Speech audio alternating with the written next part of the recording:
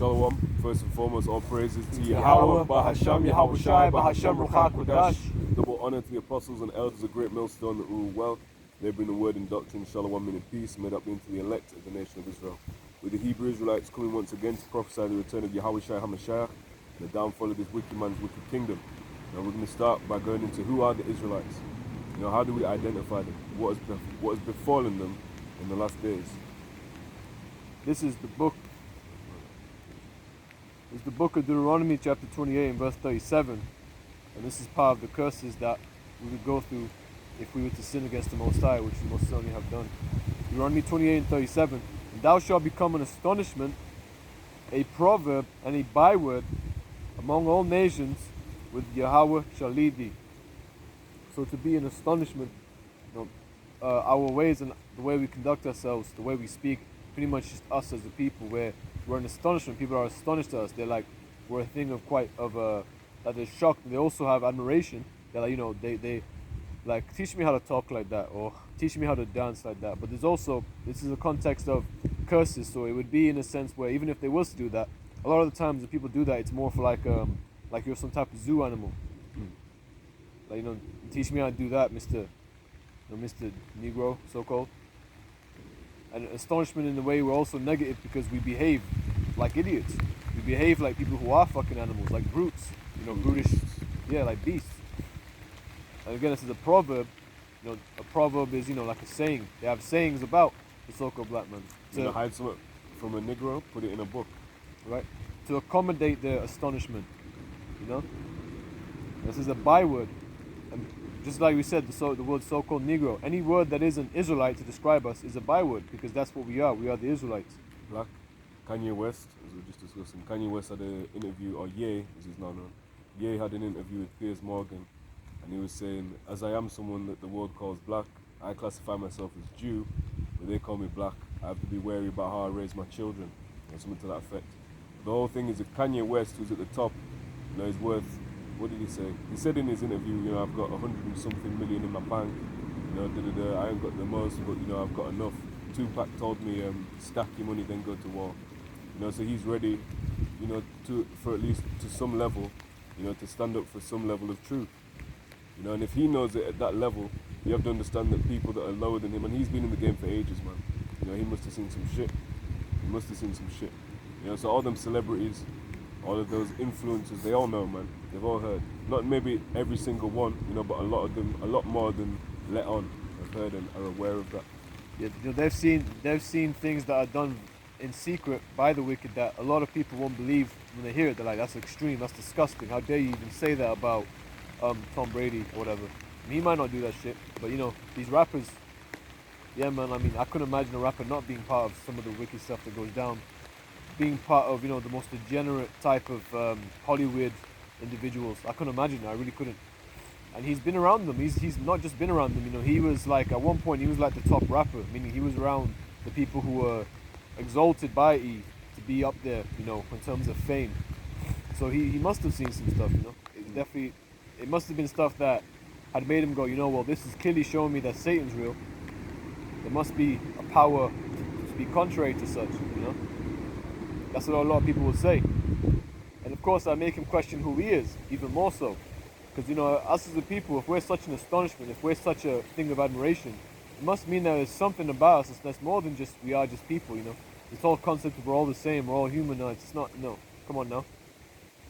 So he must have really, really digged in. It must have thought, a byword is some of that he may have not used as a word, but he considered himself at least something, whatever in his own words, as basically a byword that's been taken away from his heritage.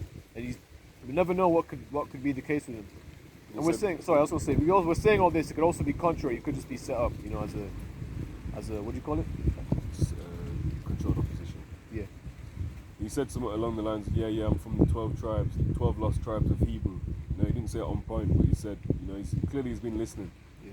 And certain phrases or certain patterns of speech you would recognize, if you watch the videos, not just of GMS, but also of HOI. He was speaking. So I can't remember exactly what it says or the cadence of what he said, but it was like, man, you've been watching videos. It sounded like if you put that and said, this is from camp, you'd be like, yeah, fair enough, it is.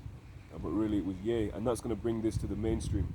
and they've already got a demonization program against him. Whether it be true or not, that he's got some mental health issues. Whenever he speaks something that is true or something that is, contrary to the agenda, that's also always what's pushed out there. It's hold on, yeah, but he's got some mental health issues, so it's also going to be pushed to make Israel look crazy. But all these are part of the curses, this condition that we find ourselves in, behind enemy lines, to the point that you can't say your identity. Where it is lawful now to call yourselves a Jew, we will have severe repercussions for that. But these are the curses for us going off, as the brother said. It says, Micah chapter 7 and verse 9, I will bear the indignation of Yahawah, bahasham, Yahawashi, because I have sinned against him. Until he plead my cause and execute judgment for me, he will bring me forth to the light, and I shall behold his righteousness. And Isaiah 59 and 15 says, yea, truth faileth, because in the world the truth faileth. And again, just like the brother saying, they'll make the point of saying he has mental health issues and whatnot. Which is a very crafty thing, of course, because then it's gonna make him, people aren't gonna take us seriously. Forgive me. What's that? Isaiah 59 and 15, yea, truth faileth, and he that departeth from evil maketh himself a prey. And Yahawah saw it, and it displeased him that there was no judgment. So if you depart from evil, you're a prey to these brute ease, man. Because it's they're constantly gonna get at you, and they're also they're constantly gonna try to make you turn your back on what you believe. Like we talk about Piers Morgan, what he did with Tate. He was constantly trying to make him apologize. Do you want to apologize or whatever the fuck? He was trying to do some dumb shit, trying to make him sound stupid. They're constantly gonna try to do that to us as well. And a lot of people will fold. Like we talk about Ye, but Ice Cube had made a statement saying, that he's not anti-Sham. I'll say that, because I don't want to say the exact phrase, because then it might flag this video. But anti-Sham is he's saying he's not that, he's not anti-this, he's not anti-that. He never said that. But if you look at his old posts, that's exactly what that's what you're insinuating, you dumbass. Like, you can't just go on the internet and see what you've already posted and didn't delete, and even if you deleted it, people will screenshot it. He's not anti-Sham because he's from Sham. Yeah, right. A lot. When people say that, that's what we're saying. Now, how can I be? All right, you're anti. Say you descend from someone called Boris. You're anti-Boris because you're hating on your cousin. Hold on, we all go back to Boris. That doesn't even make sense. I'm anti-beard, but I've got a beard on my face. Because he went after one brother with a beard. He went after him. He's got a beard. All his brethren's got beard. Man, you're anti-beard. It doesn't make sense. If you want to say you're anti-E, then there's a case to be made. This is 2nd Esdras chapter 5, verse 1. Nevertheless, as coming the tokens, behold, the days shall come that they which dwell upon earth shall be taken in a great number, and the way of truth shall be hidden, and the land shall be barren of faith. Woohoo! The way of truth shall be hidden, and what is that referring to? Secret place. Because it is a secret thing. This is a secret thing, as well as the fact that what the wicked do really and truly is a secret thing. It's a secret council. They have a secret council on the left hand side. We have a secret council on the right hand side. Well, ours is not secret. Ours is not a secret council. Yahawashi said, the secret have I told you nothing. When they came to grab him up, good point. he said it among. But is it a secret? Is it a mystery? Is it hid from the world? Right. It is. Yeah, good and point. a lot of people, when it's even said in open, they still can't receive it because it is a secret. It's a secret that's hidden in plain sight. Yeah, that's actually my fault. That's inaccurate, because we're not like, okay, so we have the truth. Don't tell anyone. This is secret doctrine. So yeah, that was my fault. But is it a mystery? Absolutely. We can tell it. We can say it plainly, break it down. Go into the word, explain this. This is a context. This is a history. And for what Yahawashi for that? We didn't do it because we're just that sick as men. It was all through the Spirit. And then anyway, when it's been explained to someone, expounded, gone into great depth and detail, they still can't get it.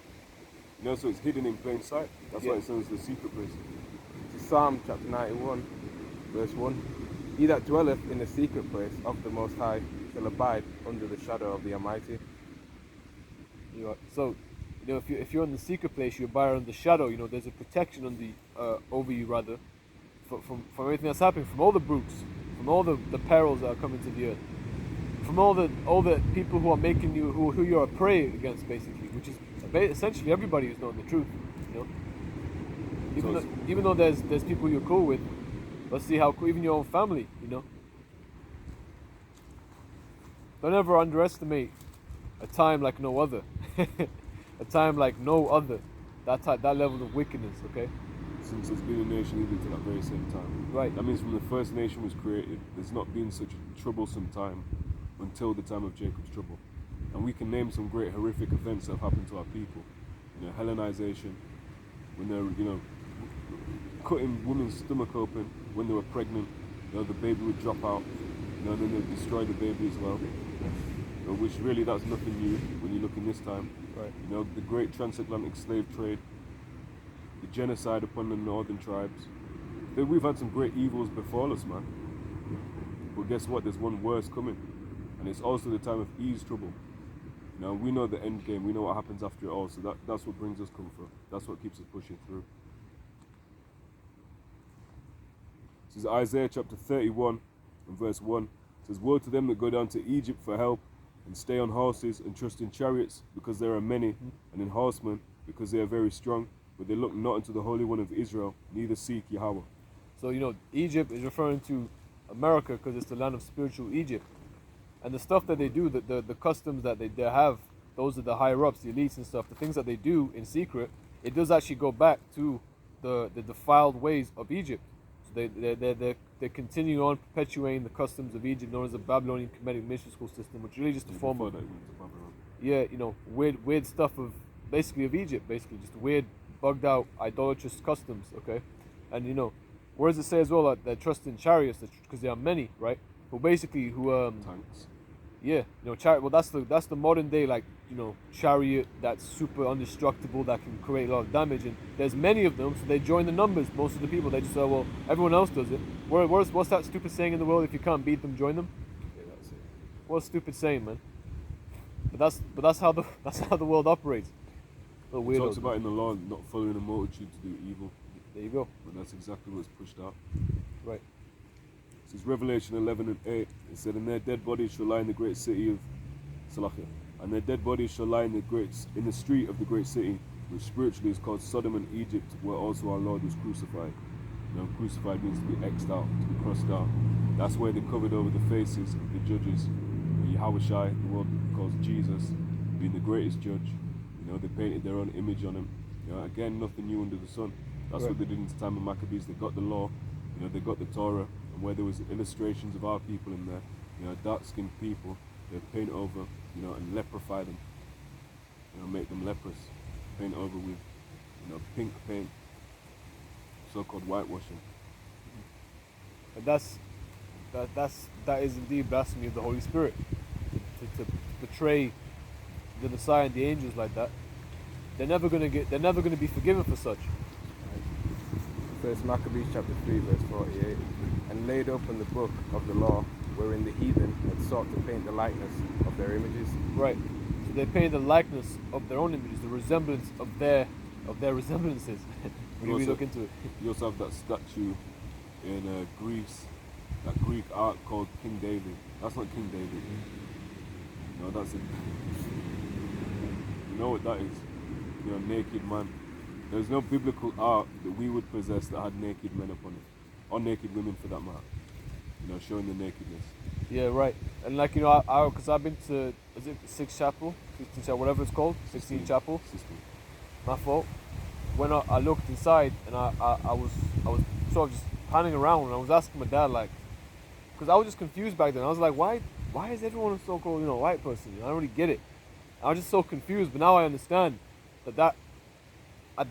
it was all a plot, really, because now at this time, even earlier, but now even more so at this time of this time of the world, basically of Eve's world.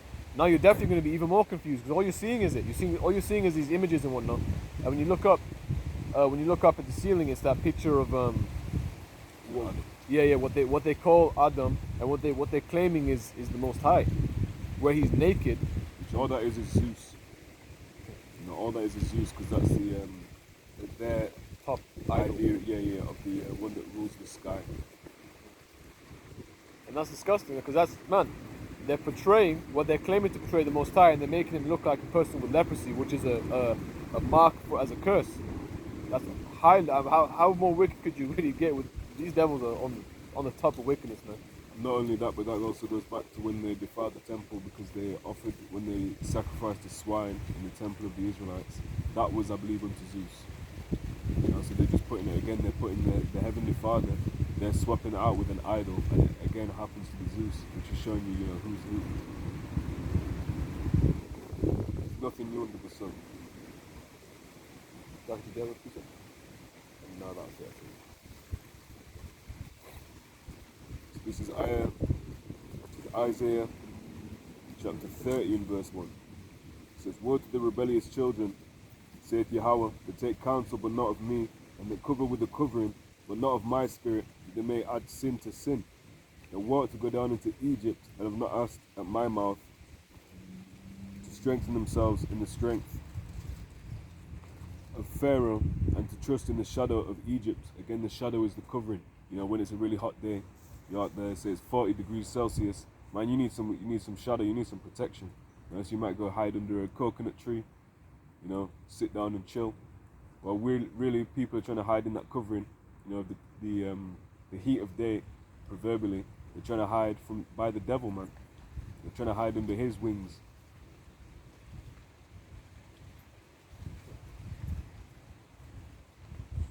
You will never fix a problem that the devil caused by trying to get help from the devil. Believe it or not. Isaiah 59 and 16, "And he saw that there was no man, and wondered that there was no intercessor. Therefore his arm brought salvation unto him, and his righteousness it sustained him. For he put on righteousness as a breastplate, and a helmet of salvation upon his head." So armor to protect you, right, from those fiery darts that come upon you, all different manner of ways. Like, as the brother was saying, they're not going to give you, the devil ain't going to give you a cure. The wicked are not going to give you a remedy for the bullshit that they have out there. If you go to school, are you really going to learn how to surpass being a full-time slave for these people? That doesn't sound smart at all, really. That's dumb. Yeah, he so wants to keep you, perpetually in his, captivity. You don't want to, educate you to, to surpass him. That's right. Right. Doesn't want to educate you to become strong and wise. And as a man, he's not going to educate you to actually have some level of freedom and sovereignty. He's going to keep you at the lowest level, always sad, lonely. Because most men are exactly that, very lonely and sad, and just unhappy with life in general. And of course, because what is there to be too happy about, man? Okay. And the reason also if I may add, before the last idol that is upon this earth will be the charagma, right? Which is a digital awl. You can read about the law of an awl. That's AUL, or is it AWL in the King James version? It's AUL in the AUL. Bible. So you can search that up. Owl, though, that's why it's sometimes spelled that way. So you can search that up and you'll find the law and an awl about being a perpetual bond servant. And that's what he wants for Jake primarily, but then all these nations. But he doesn't have a right to all these nations because that's the inheritance of Yahawashi.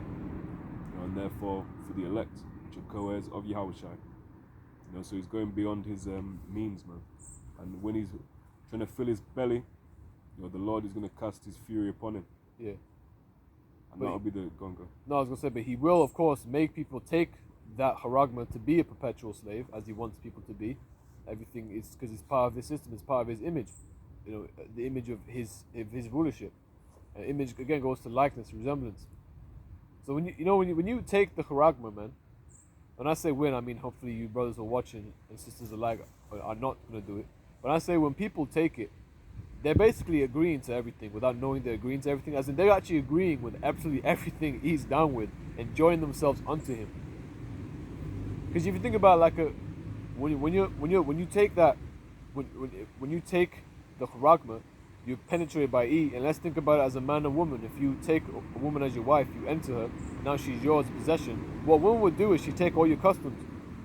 It's a very weird thing in this world. And obviously some of you brothers will do it, but obviously we understand the world we're operating in. But in ancient times, it wasn't like that. When you marry a woman and you guys had different doctrines, like she was worshiping Baal and you was worshiping the Most High. That's weird. You have if you're bringing up children, that's going to cause confusion, right? Because obviously, if you're drawn onto you, you would if she's drawn onto you, she's going to drawn onto what you do, how you instruct the household and whatnot. And of course, if you think about someone like Solomon, he got into problems because he was taking on women, and he was getting enticed to their idols. And if Solomon can do it, we certainly can, because Solomon was unfathomably wise. Even it happened in Nehemiah where the Jews or the Israelite children, they couldn't speak in a language. They were speaking half in the Jews' language and half in a Moabite language. Mm-hmm. And this is Isaiah 59:17. For you put on righteousness as a breastplate and a helmet of salvation upon his head, which would be needed for when you get caught up and enticed by all these other doctrines. And he put on the garments of vengeance for clothing, and was clad with zeal as a cloak. And, to be covered with vengeance. If you got a vengeance in your heart, you ain't even got time to be a soft asshole who doesn't give a fuck anymore and just think, fuck it, I'll take the chragma. You ain't got time for that, because all you want is vengeance. You're just thinking about what's gonna come for them. This ain't how when he's gonna try fulfill his NWO, it's going to be cut off. It's going, his plan is going to be cut off. And how is it going to be cut off? Through Yahawashi and the angels, and of course the missiles will be shot into Babylon the Great. That's his new world order. Because he already had one. Setting up Babylon the Great was Novus Ordo Seclorum. That's why you have it on the dollar. So he's going to try and push his new one. Right. A new normal. A global reset, as they call it. The true global reset will be when all the heathen rulerships are put down and Yahawashi comes to rule in righteousness. Right. The earth will be reset to its godly estate. Right. Rejuvenated. Verse 18, according to their deeds, accordingly he will repay. Fury to his adversaries, recompense to his enemies, to the islands he will repay recompense. Alright? Because it's a righteous thing. To get it. 2 Thessalonians 1:6. It says, seeing it as a righteous thing with the Most High to recompense tribulation to them that trouble you. But most people in the world don't want to hear that kind of stuff, man. Because what's happened is that they've conformed to a lot of E's ways, and E's ways will make you soft and just soft. You can't even handle people who deserve to be judged getting judged anymore because you're that soft. And sometimes you even question it, because that's not even fully true. Because if he was to say, we have to die, like literally those who believe in the truth, they'll get down with it. They'll get caught up in the slithery, his slithery little words of like, this is the right thing to do. These people are crazy, people are aggressive, and they'll get caught up in it. And these people could be your family members, man. People you thought were down for you. That's right. A lot of them probably won't even hesitate. Right. That's why Yahawashi said, who is my mother, who is my brethren? Only them that do the will of Yahawah, bahasham, Yahawashi. And there's a lot of brothers that don't make it too easy, like if you talk, like this whole thing with HOI and Chief Ephraim, the guy asks for a taco spot. It's over there. That's all you have to do. Brother thinks it's time for World War III or some shit, man. I'm not sure. I don't remember exactly if he just pushed him. I don't know if he slapped him or he did some type of striking action. But you can't assault someone, man. What the fuck? On camera? On your own camera. You gave yourself. You self-snitched, man. This is so dumb. How dumb could you get for someone who's been in it for so long? But you see, that's what I mean. Because a lot of people, they don't understand how to walk. Wise as a serpent, harmless as a dove. And here's one. How about that was an Edomite-looking Jacobite? Ooh. That was an Israelite. How'd you know he wasn't, man? Did you try the spirit? Taco spot, fuck you, nigga! And then just attack him. Our people have no temperance, man. And that clearly, he didn't do anything bad. Sorry, he just didn't do anything. He asked for a fucking place to get tacos, man. It'll be even worse for him if you were being super polite to him in the time of judgment. If you really wanted to get at him, doesn't it go into? Can you get that like coals of fire from his head? Is it Romans 12 to water? I'm trying to find this. What's lucky? I think it's like Philippians. Yeah, Philippians 3:6. It says, concerning zeal, persecuting the church, touching the righteousness which is in the law, blameless. But what things were gained to me, those I kind of lost for Mashiach. Slack, it's the wrong verse. I'm sorry. That's Apostle Paul denying he had all this status, he had all this history of being, a great teacher unto the Jews, but he threw that all away for Yahawashi. So whatever, if you're tempted, oh man, you can't keep this job unless you take the charagma. Man, you have to count that shit as done. It's done. Fuck it, what is it? We're gonna get however many fall back in the kingdom. So if you really believe, it's your trial, it's your time of test, man. Yep. And that's someone like even Ye as well. You know, like if he really does, if this is real, man, he turns around. That's a beautiful thing, because what did he have at one point? Wasn't he like the top rapper at one point? Like he was like everyone wanted to be this guy, and but like everyone wanted to compete with him because he was like the standard of rapping. So he was exalted highly, and everyone loves rappers in this fucking world. So, but if he really turns around, he's gonna count all that as dung, you know. And that's a lot of you guys can't even count like your one gold medal in badminton as like dung. Do you know what I'm saying? A lot of you guys are, you know, a little weird in this world, man. It's like I can't really find it. Oh yeah. Romans 12. Romans 12, verse 19. Dearly beloved, avenge not yourselves, but rather give place unto wrath. So there it does say, you know, it's a righteous thing to recompense. There's a way and there's an order to go about it. Right. We're praying unto the Heavenly Father. You know, we're waiting for the Heavenly Father to bring His vengeance. Because He even talks about, I think it's in Ezekiel 25, it talks about He will put the Spirit on the Israelites to do according to His anger. You know, our anger is not enough. You know, we get emotional. You know, if someone gives you a gift, what does it do? It destroys your heart. In this flesh, we're weak to it. You know, so a lot of our people, I want recompense. But not Him.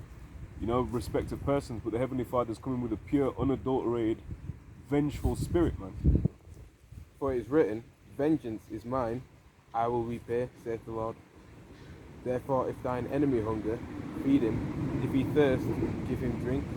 For in so doing, thou shalt heap coals of fire on his head. I believe there's another one of that though. You can check cross-references on that. But I'll just finish verse 21. Be not overcome of evil, but overcome evil with good. There it is. You know, mainly that's speaking about Jake. Yeah, that's the enemy there was really Jake, innit? But there's one it's relevant to praying as well. I'm really out on the ball today, but I did find this verse. Philippians 2:14. Do all things without murmurings and disputings, that ye may be blameless and harmless. Alright, not slapping someone in the face because you asked face for tacos. What the fuck, man? It doesn't make any sense to me how you can be a grown-ass man and do that. I expect nothing but a grimy-ass nigga to do that, man. Because he had a bad day. He stubbed his toe and now he just wants to fight. That's the only level of people I can imagine doing that. And it says that you may be blamed. Go ahead. You ever seen Boondocks? Oh, Yeah, Boondocks, a nigga moment, that's what it is. You know, you get too emotional. That's our people, man. You have no rule over your own spirit. So what are you, like a city broken down without walls? Because anyone can come in there, you know, poke. You shouldn't be like that, man. That's like the attitude of a 14-year-old in this captivity. yeah. And I'm glad you even from young, you know, we would be taught that temperance. Train up a child in the way he should go. When he's old, he will not depart from it. You know, so if you've been in it for years upon years upon years, no way someone asking for a taco should make you bug out like that, man. Right. And just, you know, that shows you like how much of an easy target you are. Because what if someone actually had some dumb shit to say? He trailed you along, you go out to the corner, and then there's 7 of them. That happened. Not even that. All right. We can see how untemperate he is. Let's send someone to go and, you know, you have to understand it's E, man. You're not playing with some, you know, dumb guy. You're playing with someone that's wiser than Daniel. You know, on the left-hand side. You know, so why are you going to give opportunities? Why are you going to show you weakness? That's weakness. If a man can come to you, ask where tacos is, and he can make you physically, you know, retaliate to that, that's weak as hell, man. I'll finish it. It says, that ye may be blameless and harmless, the sons of the Most High, without rebuke, in the midst of a crooked and perverse nation, among whom ye shine as lights in the world. And that's what we're supposed to do. Shine as lights among them. And even though they don't want to accept the light, if they don't want to accept the light, that's another thing. But if they don't want to accept you slap in the face, obviously, the fuck does, right? Like the only time you should ever accept that is if you're a child and you're getting rebuked by your own dad who will slap you. Why they slap you? Why you should get hit is because you know, for you to be chastened, for you to be corrected, especially in things that in the real world, as you become a man, that's what you can get. You can get hit for doing the shit you did. So now you get hit. Okay, now you understand. This is what people will do to you if you don't stop fucking around, man.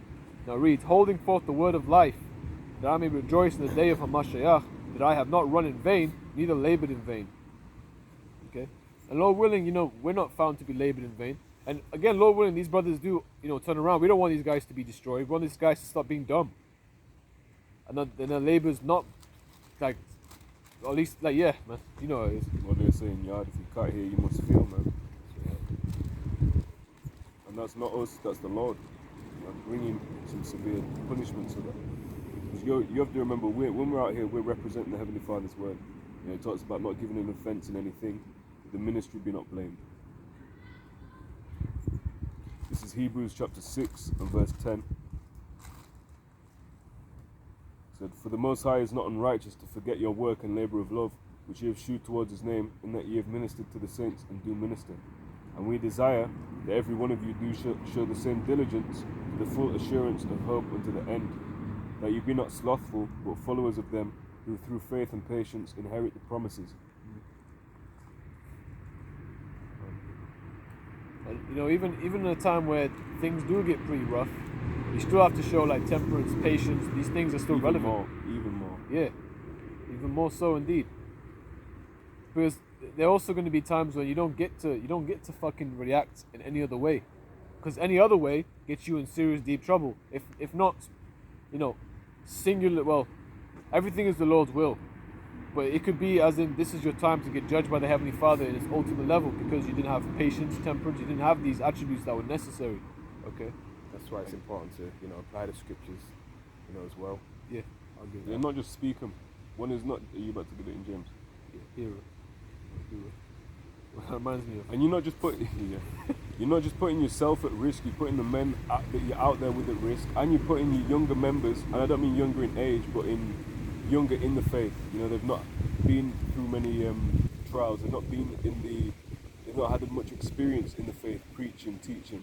You know, if a younger man sees that, you know, or a man that's not been in it as long sees that, there's all right. That's an acceptable way to act. So when he's out there with no one to check him, you know, no one that's going to diffuse the situation, he'll do the same shit. Yeah, and he might get his ass killed. Because then, who we're dealing with E. That's what he said. That's what oh, you got something on you, huh? That's not what you meant to do. That's not what you meant to do. I forgot about that. Like if he has something on him, then what do? You diffuse the situation. It's like I'm talking to a grown-ass man. I'm talking to him like he's 2 years old. If someone does something bad, try your best to get out of danger. Agree with your adversary quickly. Thank you. Perfect Okay, a scripture for soft that. answer turneth away wrath. What happened to all them?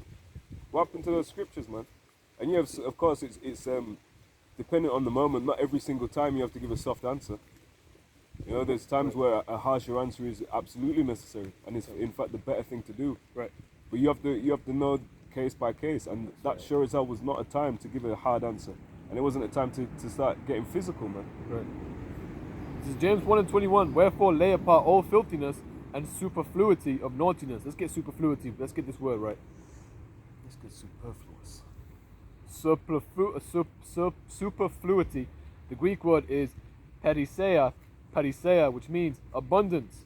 Superabundantly, superfluously, superiority, preference, you know. It can be that, but obviously it just means in abundance, right? So wherefore lay apart all filthiness and abundance of naughtiness, okay? And receive with meekness the engrafted word which is able to save your souls. And it's an important thing to have a spirit of meekness. A person who's meek isn't out there going, oh, you want tacos? Ship, oi, that's stupid. That's a stupid, only an idiot would do that shit, man. It reads, but be doers of the word and not hearers only, deceiving your own selves.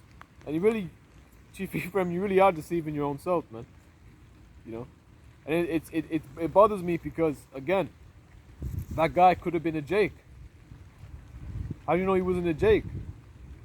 Because he asked for tacos, Ak. That's How is that offensive anyway? yeah. Even like they interrupt. All right, cool. Yeah, just deal with it. Bang, carry on. You know, you're out here. We're against the elements. You know, a raindrop might interrupt you. You're gonna try to fight it. You know, a dog might start woofing. Hey, stop that! Fuck your dog, man. Fuck your dog, man. Punt kicks the dog across the field. Come on, man. But again, Jake has no temperance. You know, I'm not saying anything against his brother personally, but that is a pattern with Jake. You know, raised by his mama, got no discipline, never really got licked, never really had pushback against what he's doing, never been checked, and just goes on reckless, man, like a big kid. It says, for if any be a hearer of the word and not a doer, he is like unto a man beholding his natural face in a glass. For he beholdeth himself, and goeth his way, and straightway forgetteth what manner of man he was. Then he got home, oh shit, yeah, I'm an Israelite, I shouldn't have done that. And you're not just any Israelite. You're not just a casual Jack. You're a teacher. You're one that's meant to represent the doctrine of Yahawah, bahasham, Yahawashi, man. Right. When did Yahawashi say? In fact, let's get. I think Isaiah 53, where he talks about, he threatened not. Although Yahawashi did put it in perspective. Hold on, realize was it 12 legions? I could call down 12 legions of angels, which is about 84,000 angels now, and one angel can mash up the whole thing. But he was really just saying, hold on, this is. Yeah, go ahead. 1 Peter 2, yeah.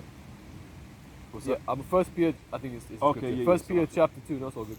Let me see where to start though, because there's a lot of good stuff here. Oh man, we could just read We so can much here. We can Man. start up as high as I want we to start really high, man. 1 Peter 2 and 18. Servants, be subject to your masters with all fear, not only to the good and gentle, but also to the froward. For this is thankworthy if a man for conscience toward the Most High endure grief, suffering wrongfully. An example of that is your dad might, and in all honesty, he might be a complete lunatic. But guess what? If you're in his house and you got to honor him, you got to love him, you got to make sure you take care of him, you got to do what it takes, even if it's the minimal.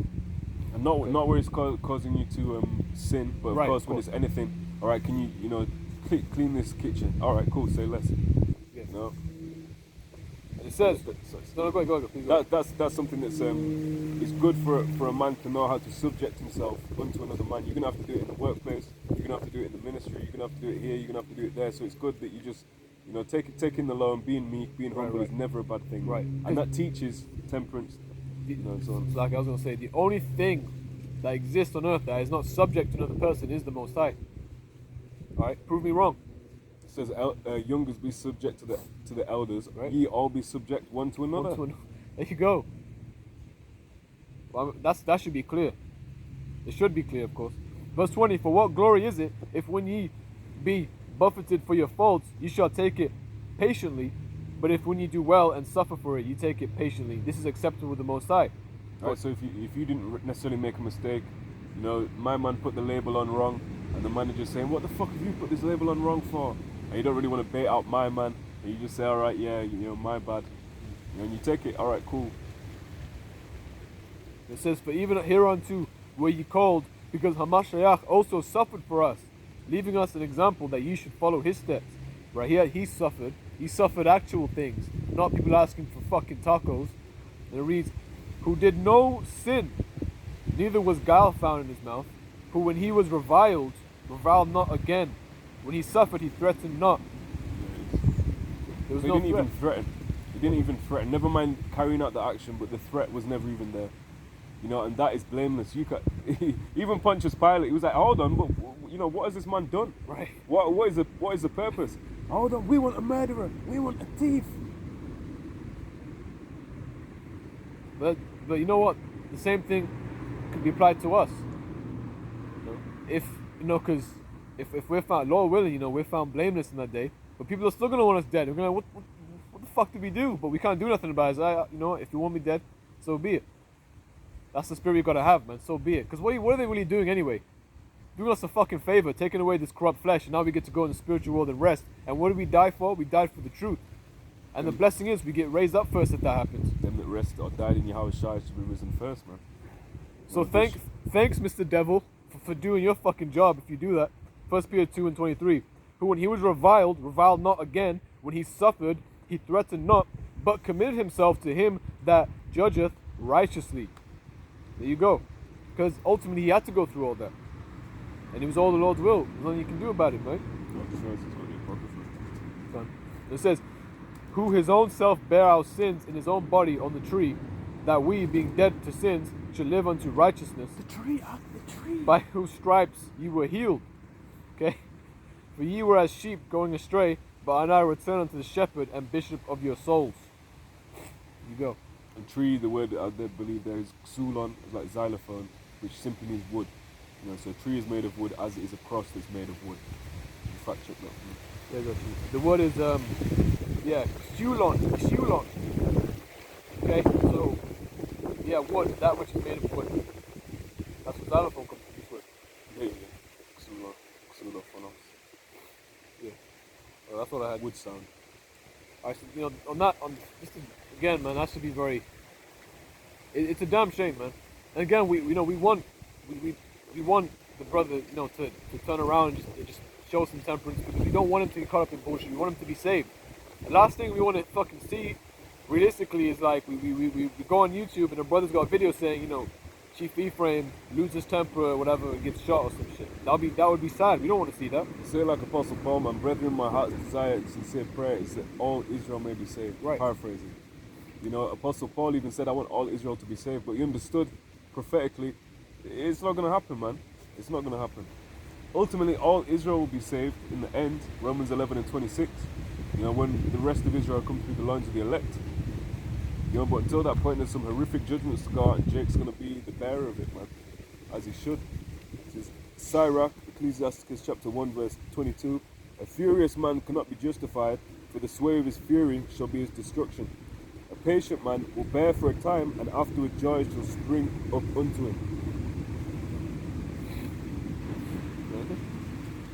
This is Sirach chapter 7, verse 1. Do no evil, so shall no harm come unto thee. Depart from the unjust, and iniquity shall turn away from thee. Resist the devil, and he will flee from you. That's right.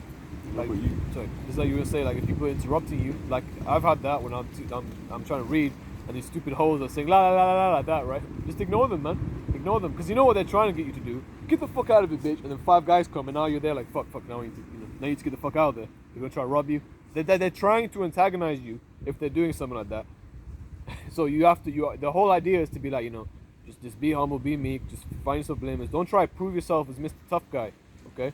There's no point, man. There's no point of doing that.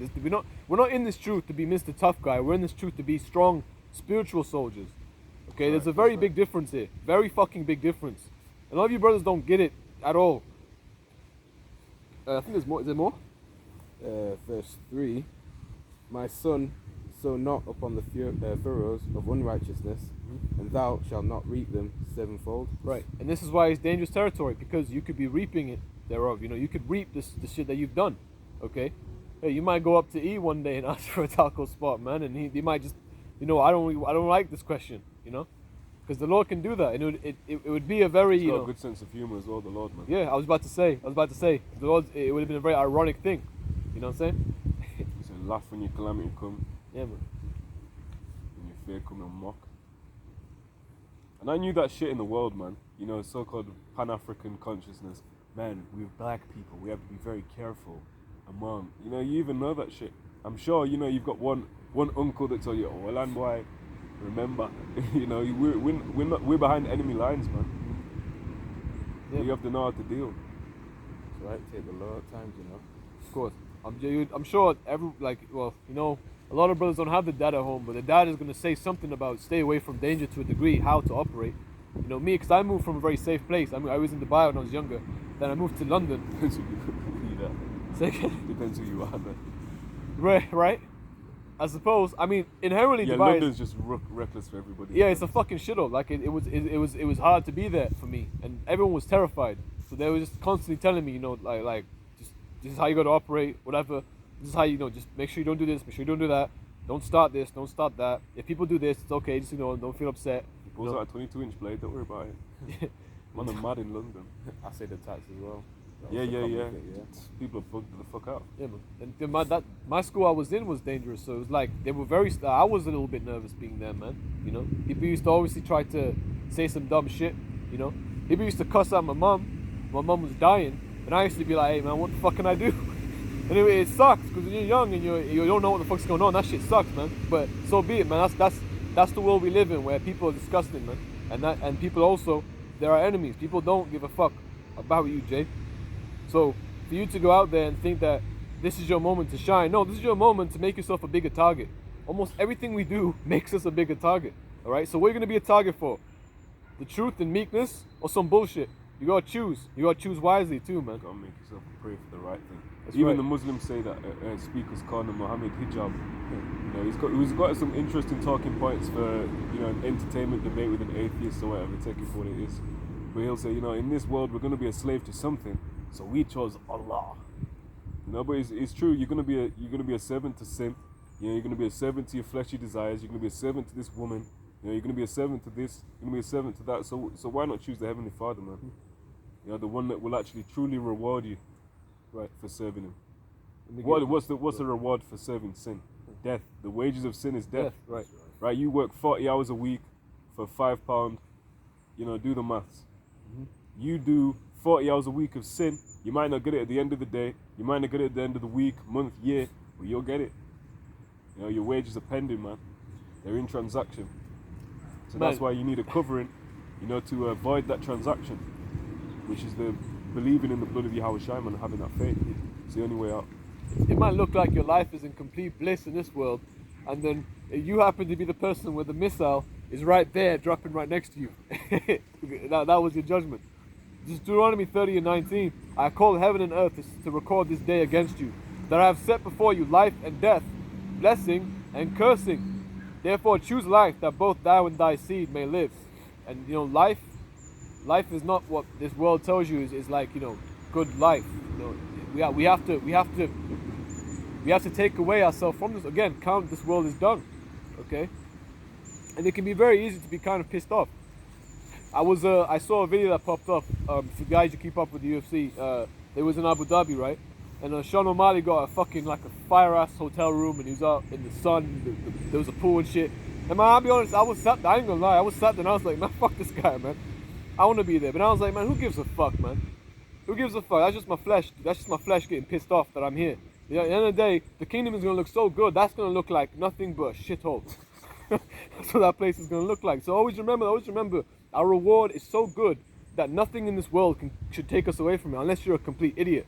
Unless you're a guy, unless you're like a dog. You know what I mean? Like there's one tennis ball, but that tennis ball is a bit cleaner, so he kind of wants to play fetch with that ball. He just ignores that one, or that kind of thing. Like you can't be a weirdo who's just constantly like getting caught up in fleshy things. What matters more is always going to be the Most High's righteousness. It's 1 Corinthians chapter 2, verse 9. But as it is written, I have not seen nor ear heard, neither have entered into the heart of man the things which Most High hath prepared for them that love him. But the Most High hath revealed them unto us by his Spirit, for the Spirit searcheth all things, yea, the deep things of the Most High. And it also talks, it's in Romans the 8th chapter that says, the sufferings that we're going through is not even going to be worthy to be compared. Yeah, I'll get that. So you imagine that, what we've gone through, Hellenization, the severe, brutality they had against us, transatlantic slave trade, Jacob's trouble even, all of that will not be comparable, on the inverse scale to the kingdom. Yeah. Man, we've got something good coming, Yeah. Continual stress. That it's going to be like, whatever. Imagine. Like, you can't not be able to sleep at night because if you're stressed. It's going to be like, whatever. That's hey, man. What are you going to say? Okay. Romans 8:18. Right, Let me guess. You got it ready? You beat me to it. Romans 8, verse 18. For I reckon that the sufferings of this present time are not worthy to be compared with the glory which shall be revealed in us. But they're not worthy to be compared. You know what I mean? It's like trying to compare it is like you're being a dumbass kind of. You know what I mean? It's like, what are you doing? This is stupid. Like, you don't compare gold to shit. You don't compare like something that's actually of value to something that really isn't. Why would you do that? Like, what a waste of conversation, a waste of breath is basically how it is. So who cares, man? Who cares if we have to, man, who cares if we get our ass kicked, man? Who cares if we're constantly getting bullied, getting put lowly and shit? Who gives a fuck? As men, we have to, again, what are we supposed to be? We're supposed to be spiritual soldiers. You think a soldier's out there quitting his life because he saw his best friend die out in the battlefield? He's going to go harder, man. Yeah, man, he's going to go, fuck, I'm going to get these guys, man. He's going to start having more, like he has a spirit to command a bit more amongst his peers and stuff. He has a spirit, he's working harder now, go ahead. The proverb in the world, pressure bust pipe and make a diamond, man. Mm-hmm. Where's it written in, is it 1 Timothy 4 or 2 Timothy 4? 1 Timothy 2:15. No, I'm looking for enjoy hardness. I believe it's there, 1 Timothy 2. Or maybe 2 Timothy 2, check those places. Got it. This is 2 Timothy chapter 2 and verse 3. Thou therefore endure hardness as a good soldier of Yahawashi HaMashiach. No man that warreth entangleth himself with the affairs of this life, they may please him who have chosen him to be a soldier. And if a man also strive for masteries, yet is he not crowned except he strive lawfully. There you go, because the thing that we're striving for is a mastery on righteousness, not a mastery of wickedness, right? But again, the same way we're not in a physical war, you can use it as a likeness, okay? And then a good in between is always like martial arts. You bring out a lot, the amount of hard work that people have got to fucking put in to become like an exceptionally good mixed martial artist is ridiculous. It's actually like people think they kind of get it. It's like you can't really fucking get it, man. You know, like very few people understand. I know Pastor Hard brought it out. He used to want to fight in the Olympics, so he would obviously understand the level of hard work it takes. Is basically like you don't have a life to like, how do I say it? You don't have basically like a so-called balance. You work for it, and very few occasions do you not do striving for the mastery. They might have it as a religion. Yeah. You know, it even talks about, is it 1 Corinthians 9:24? I think we brought it out last week or the week before about the word temperate. You know, Yeah, temperate. They have to abstaining from certain foods. Yep. You know, women. Yep. Abstaining Practices. from like anything in the world. Even they have a level of abstaining from things of the world, but they do it for a corruptible crown. Which is a crown in the world. Right. For a belt, a girdle, of gold. They're trying to have that just so they can get some level of status, which is bullshit, right? But that's the whole point. Like if you're trying to chase some mastery in a worldly sense, it is bullshit, man. If you're trying to be the best chess player, it's bullshit. If you're trying to be the best sprinter, it's bullshit. Isaiah chapter 46, verse 8. Remember this and show yourselves men. Bring it again to mind, O you transgressors. Remember the former things of old, for I am Yahawah, bahasham, Yahawashi, and there is none else. I am the Most High, and there is none like me. So, as a man, you got to, bear the, the pain, the iniquity. All right. That's what's going to build you up. That's going to test you. It's going to test your faith. All right, on all levels. That fiery trial. Exactly.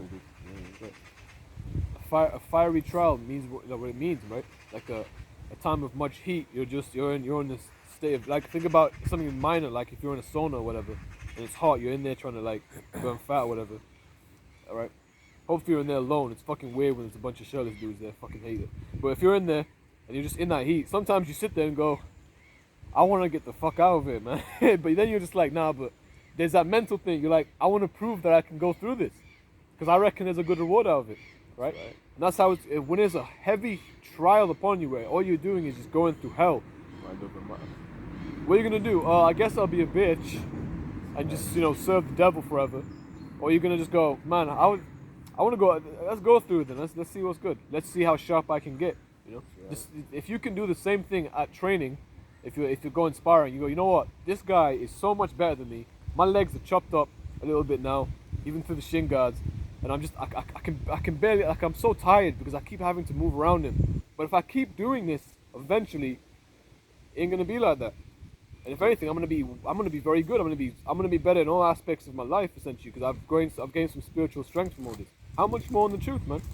This is Romans chapter 5 and verse 2. It said, by whom also we have access by faith, and that's through Yahawashi, into this grace when we stand and rejoice in hope of the glory of the Most High, which of course that's going into the kingdom. And not only so, but we glory in tribulations also, knowing that tribulation worketh patience, and patience experience, and experience hope, and hope maketh not ashamed, because the love of the Most High is shed abroad in our hearts by the Holy Spirit, which is given unto us. There you go. Is it? What did we verbatim? Hope maketh. Say it again. Stop. And not only so, but we glory in tribulations also, knowing that tribulation worketh patience, Right. and patience experience, and experience hope, and hope maketh not ashamed, because the love of the Most High is shed abroad in our hearts by the Holy Spirit, which is given unto us. Right. Well, that's a lot right there. But it's also, that's a good precept for that. It's 1 Peter 4. Like first going from verse 15 on down. That, like, if glory the Most High on the behalf if we're being persecuted for righteousness' sakes. roughly. Paraphrasing, quoting, so to speak. And every Israelite, every man that calls himself an Israelite, should know well in advance what he's going through. Counting the cost, as Yahawashi said. I think that's Luke the 19th chapter, talking about no man's going to set up and create a tower unless he's counting the cost. Right? Do I have enough building materials? Do I have enough labourers? Do I have enough for the in-betweens, the after, the furnishing, so on and so forth? So you have to know what you're involved in. You have to know, and like he said in that scripture, think you're not strange concerning the fiery trial. Oh, what's happening? You can't bug out. You knew this shit. You were told this. No, if not, you should have looked into it. Right. Even the most, like, even the worst thing, you should be like, of course. Obviously. Man, it talks about in here getting your head chopped off for Yahawashi's sake. Yeah, Are you but- ready for that? Now, these are sobering thoughts, man. You have to be prepared for that. So I meditate on it too. Yeah. And what does meditate mean? It means to think, consider. So it's constantly going through your mind. So when bullshit comes in your mind, then you've got the spiritual two-edged sword to chop it out of your Bam. mind, man. Bam. Slice it off. You don't want that shit in your mind, man. You want to enslave all them fleshy thoughts, man. And put them into subjection of Yahawashi HaMashiach, man. Bringing into captivity every thought that exalts itself against the knowledge of the Most High, man.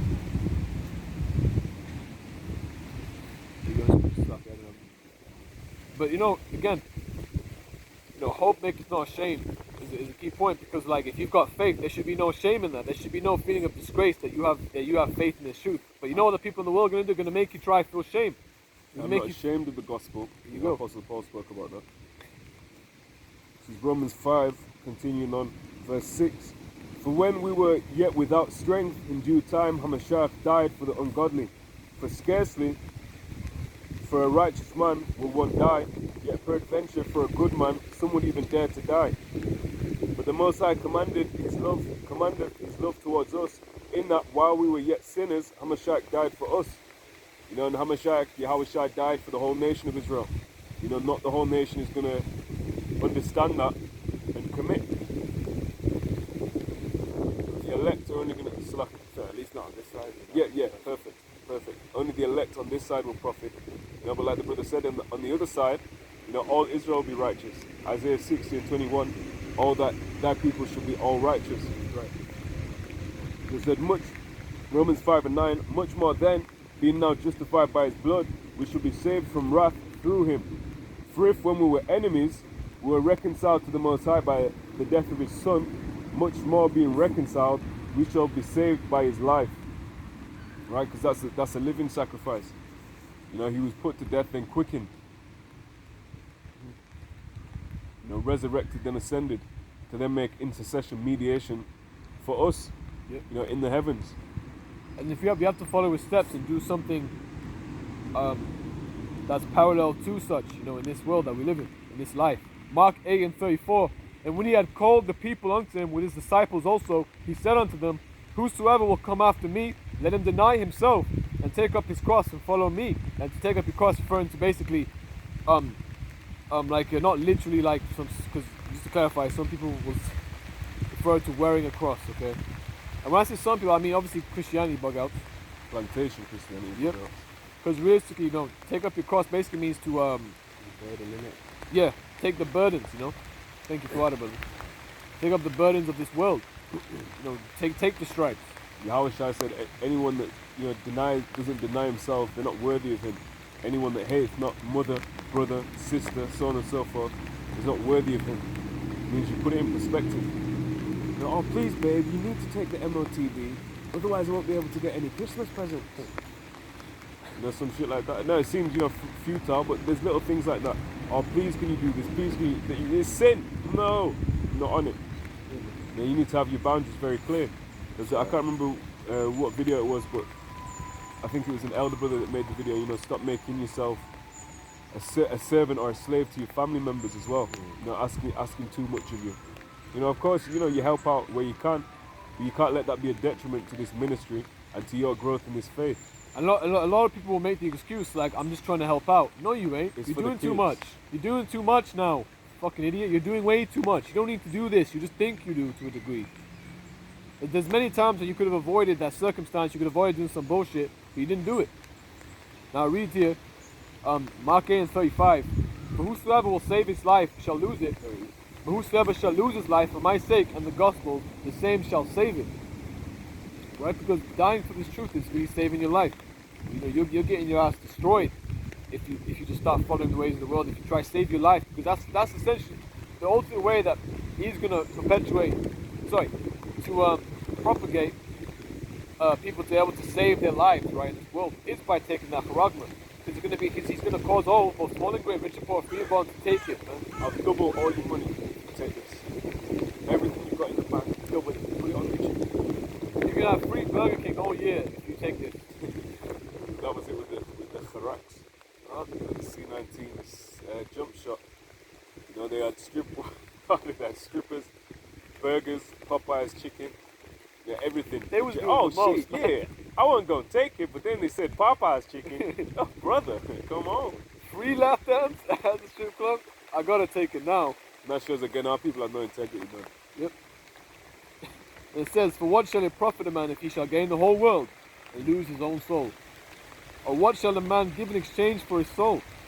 Whosoever therefore shall be ashamed of me and of my words in this adulterous and sinful generation, of him also shall the Son of Man be ashamed when he cometh in the glory of his Father with the holy angels." So the Most High, is going to make sure you get judged, and Yahawashi shall be ashamed of you, man. If you're ashamed of this truth, he'll be ashamed of you. Go ahead. He's gonna say to certain ones, "Depart from me, I never knew you, you worker of iniquity." Right. That's a fearful thought. Many should say, "Lord, Lord." They're not saying, "Lord, Lord." Some are gonna know the name Yahawashi, Yahawashi.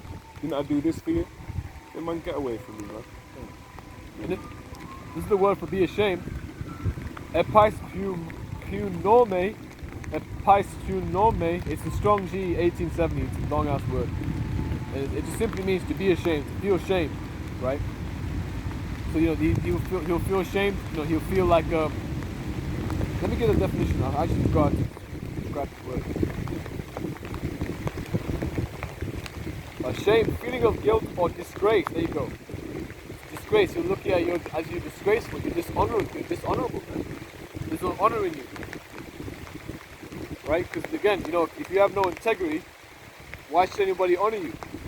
This is the book of Romans chapter 1 and verse 16. "For I am not ashamed of the gospel of Hamashiach, for it is the power of the Most High to salvation to everyone that believeth, to the Jew first and also to the Greek." And why does it say to the Jew first and also to the Greek? Okay, because the Greeks. Alright, because our people were following the ways of the Greeks, man.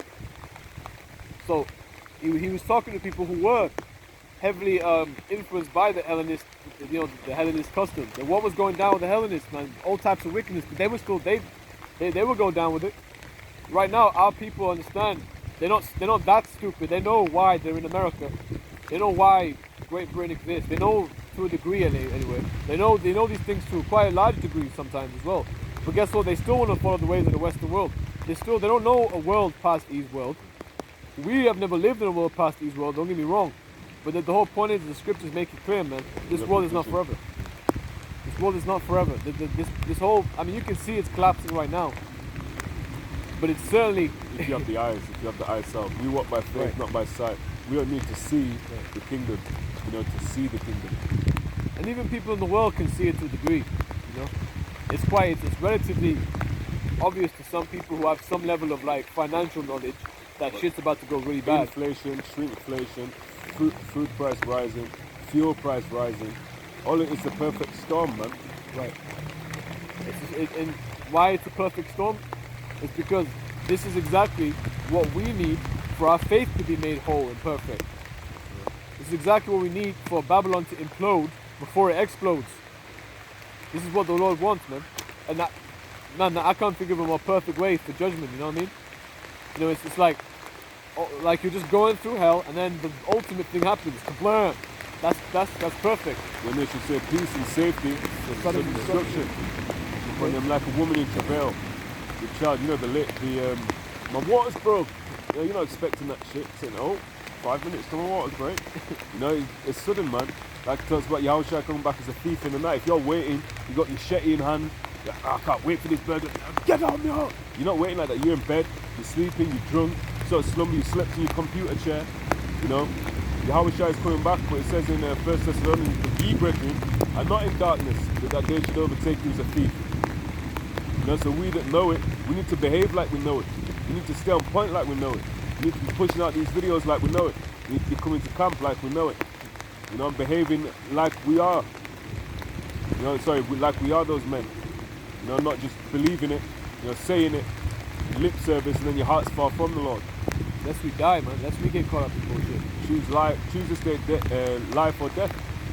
It also says it, I think it's in Joshua or Judges, it says, "As for me and my house, we will serve Yahawah, bahasham, Yahawashi." When everyone else is doing that, the multitudes are doing evil, we don't follow them. Because all that multitude is going to do is get their ass into judgment. You're going to see the multitude. And a lot of people who are in the world right now, about people who are of the elect, they're going to see a lot of people get destroyed and go, fuck, I can't follow these guys. I can't see this. Even to a narrow degree, you start seeing like, oh man, he used to be my best friend, but he started selling drugs, and I don't want to be around him. I don't know if people will come up to us and shoot us. You know, I have aspirations of being a father. I want to grow up in the world. You know, to the country. Oh, he used to be my best friend, but he stopped selling drugs. I don't want to be around him. You got ninjas like that. Right. That's a good point, man. And if a lot of the brothers who are going to be of the elect, they don't even see right now the truth, they'll see judgment, and that'll make him turn around. That'll make him go, fuck, I need to do something. Knowing the terror of the Lord, we persuade men. Can't. Just do something. There's going to be something that'll happen, wherever it may be. You know, like Apostle Hart mentions back in the days in New York, or that, you know, they didn't actually have the truth, but those brothers were seeking truth. There were people there who just wanted to know what the truth was, and through the Spirit, eventually it led to actually having the understanding of the Holy Bible, man. And how did that happen? Is from Abba Bivens. Abba Bivens is the reason why. So no matter what circumstance you're in, the Most High is going to look for the sincere ones who actually want the truth. And children to turn back to the heart of the Father. Hey, some people will be praying and saying, you know, I don't know your name. Yeah. But please help me. I'm lost. I'm scared. I feel weak. I want to have strength. You know, people will say these things because they don't know what else to do. They just go, I don't know what to say, but I need your help. And the Most High, He's not unrighteous. He's going to hear them and say, you know, this I've made this man on earth to be sincere. I will help him. Okay, because He already knows who the elect is. Okay, from before the foundation of the world. Right. You know, predestination is a thing. Absolutely, it is a thing. It's obviously a thing because He's the Most High. He knows everything. There's nothing you can hide from Him. Everything is done in darkness. Let's get it. It's the book of Ecclesiasticus, also known as the book of Sirach. And this is chapter 23 and verse 19.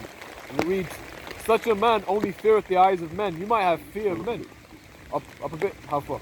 2 verses. It's the book of Sirach, chapter 23 and verse 17. All bread is sweet to a whoremonger. He will not leave off till he die. A man that breaketh wedlock, saying thus in his heart, who seeth me? I am compassed about with darkness. The walls cover me, and nobody seeth me. And what need I to fear? The Most High will not remember my sins. Such a man only feareth the eyes of men. Right? That an example. A person who only fears the eyes of men. A lot of our people do that. They're too scared that he will do this and that. They fear, put him in jail, give him this type of tax, take away your assets. Fuck all that. Count it all as dung. Now it reads, such a man only feareth the eyes of men, and knoweth not that the eyes of the Lord are 10,000 times brighter than the sun. Right. 10,000 times brighter than the sun. Beholding all the ways of men, and considering the most secret path. So He can see everything. He sees it all. He sees everything in our hearts, man. The deepest thoughts, He understands it way more than we do. You can't hide anything from the Most High. From the very beginning, before He made everything was already mapped out. Okay, now it reads, He knew all things ere ever they were created, so also after they were perfected, He looked upon them all. Here you go. That's all I got here. So Romans chapter 11, verse 33. Oh, the depth of the riches, both of the wisdom and knowledge of the Most High. How unsearchable are His judgments, and His ways hath finding out. So who hath known the mind of the Lord, or who hath been His counselor? Right. Who knows the mind of the Lord? Right? Because the Most High, in His heart, His power, it's something we're too lowly for, man. You know? That's what I mean. This is not. We didn't understand this book because we're just the shit.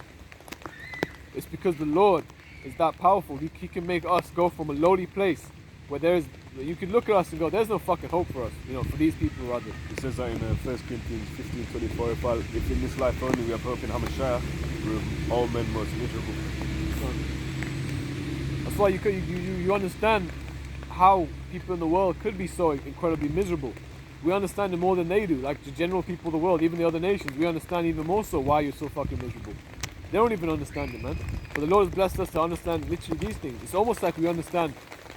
Now we understand so much, and it talks about that in Sirach. It says, be not curious in unnecessary matters, for more things are revealed unto you than men understand. You know, so Oh, you know you're an Israelite. You know these are the Edomites. You know you're in captivity. You know how people sinned. You know why we went in slavery. You know the way out. You know the certain prophecies that are going to play out on. Don't worry about it, man. You're worrying about, okay, so what was King Solomon's ring? What did that look like? Now I'm gonna do a deep breakdown on King Solomon's ring. You know, and the symbolism. Come on, man. You know, just keep it to the point. You know, with more knowledge comes more grief as well. There it is. There it is. So, just the paraphrase. Ecclesiastes 1:18, I believe that is. And who wrote that? It was Solomon, man. Right. Hey, listen, you know, a lot of people also want to search things that are just like, man, even things that are just not necessary at all. Like people just want, like our people just want to hear more. What's the term? Itching ears? Unsatiable. Yeah, itching ears and stuff. Yeah, they want to hear. They want to read the so-called Book of Enoch, which isn't the Book of Enoch. But they don't even. They don't know any. They don't know anything. They don't know the the book Bible. of Genesis, but they want to read it. They want to do a Jubilees. deep breakdown on Jubilees.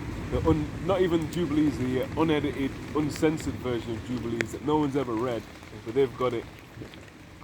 You know, our people just want to have the new thing. You know, the new fad brings in money, brings in women. You know, there's a way to get both those things. You know, ultimately. Ultimately, yeah. It's through this truth. Yeah, not now. I believe one of the elders actually said that. I believe it's the one from Mississippi. The end, my friend. One of I need to, Chazak. I think it's that. Yeah. No, the least thing you get in this is women. So, yeah. We're not saying now. You're not gonna get money, women, and Lamborghini Bugatti trucks in this world. We're just not gonna get it. But, you know, on topic of that, one of the things we talked about, if that's what if the Most High looks at this person as pretty much dung, but he has all this, how much more the sons of the Most High? How much more? Right. That reminds me of what Yahawashi said. You know, in terms of prepping. Well, the fowls of the air, you know, they're not basically gathering up into barns. Like, paraphrasing. You know, but how much better are you? How much better are the men of the Lord compared to a bird? You know, a pigeon. You think a pigeon is greater than you? No. So of course the Heavenly Father is going to provide. You know, and in the time of famine, it talks about that. You know, my servant shall eat. There was also another precept you went into.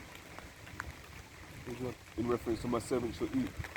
Oh, Isaiah 65:13. No, another one. In reference to it. It lined up with it. Damn. In your recent video, I can't Yeah, remember exactly. I which it was. can't remember. But you know, there's more than one as well.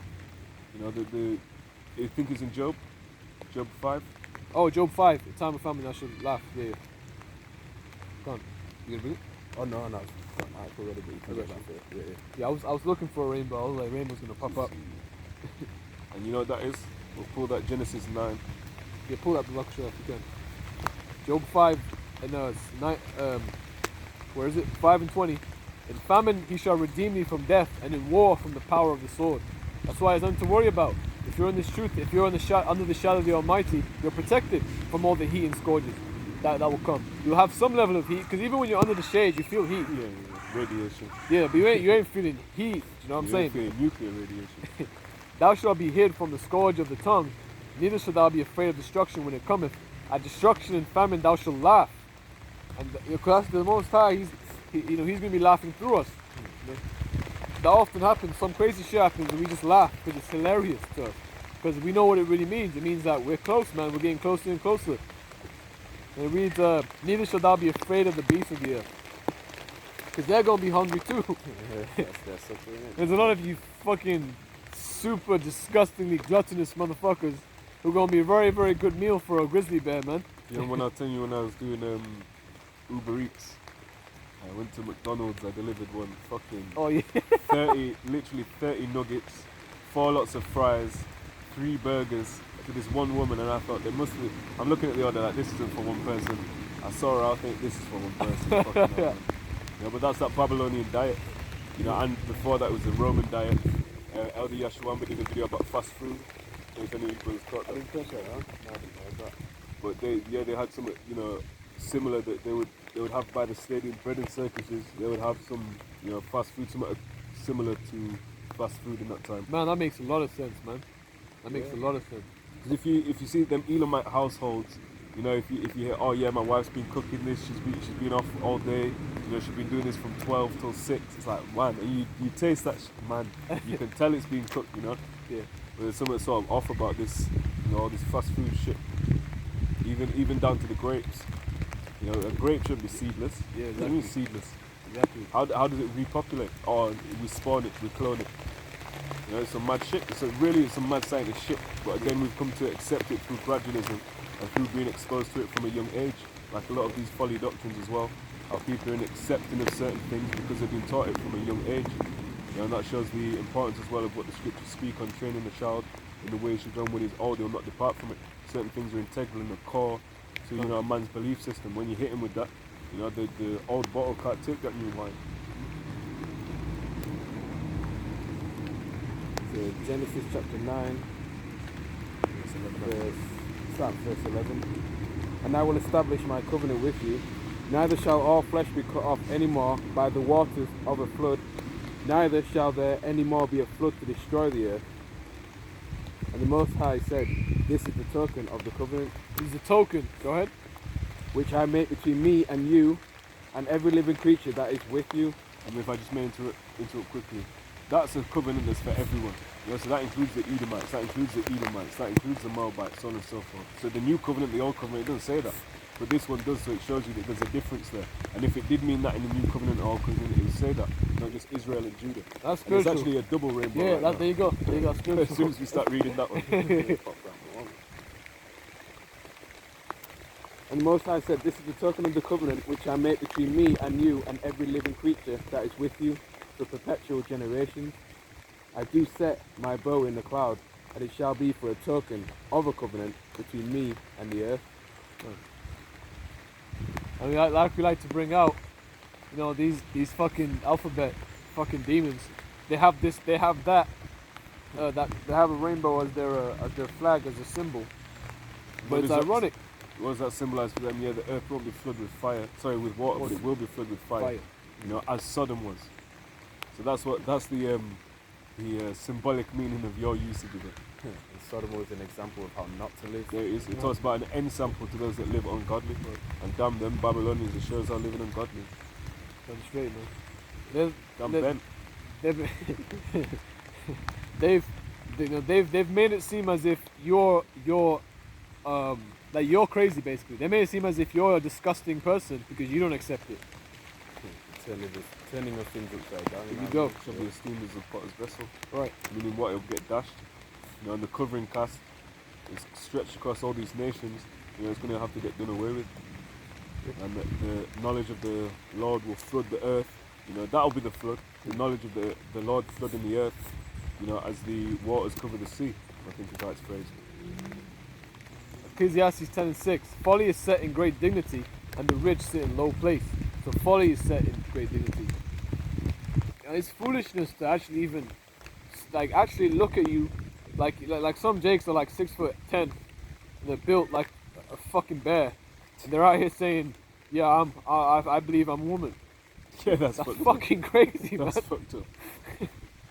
You know, we laugh, but really, We're laughing at them, them, you know, like in a It's sense. nothing to laugh. It's not funny, but it's like, fucking hell, you're that bugged out. You know, but then, like the Lord says, you know, we'll laugh when the calamity come, when the judgment come, then we'll see. Genesis 9:14, and it shall come to pass when I bring a cloud over the earth, that the bow shall be seen in the cloud, and I will remember my covenant which is between me and you and every living creature of all flesh, and the waters shall no more become a flood to destroy all flesh. Fun. Right? So that's why, you know, destruction isn't coming to every spot literally on earth. It's going to be, the missiles will be targeted at Babylon the Great, and then wherever that fire reaches, you already know. It does mention the false prophet, which is really, Pastor was bringing out, you know, it's really just talking about any of these so-called churches. The Catholic Church and the sister churches there. Yeah. So if it's the Catholic Church, then the false prophet, referring to Vatican, that's going to be caught up in the lake of fire as well. So that fire is going to reach fairly far. You know, hopefully it fucks up this place.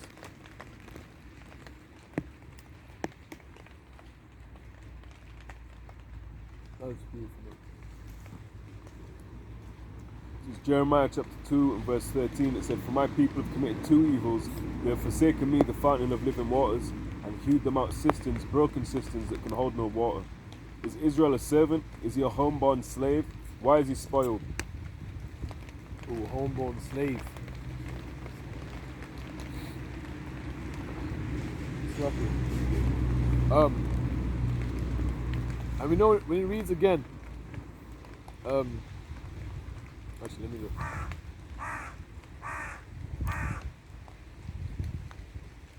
Oh, hold up. Let me just. I can get a matching piece of this one.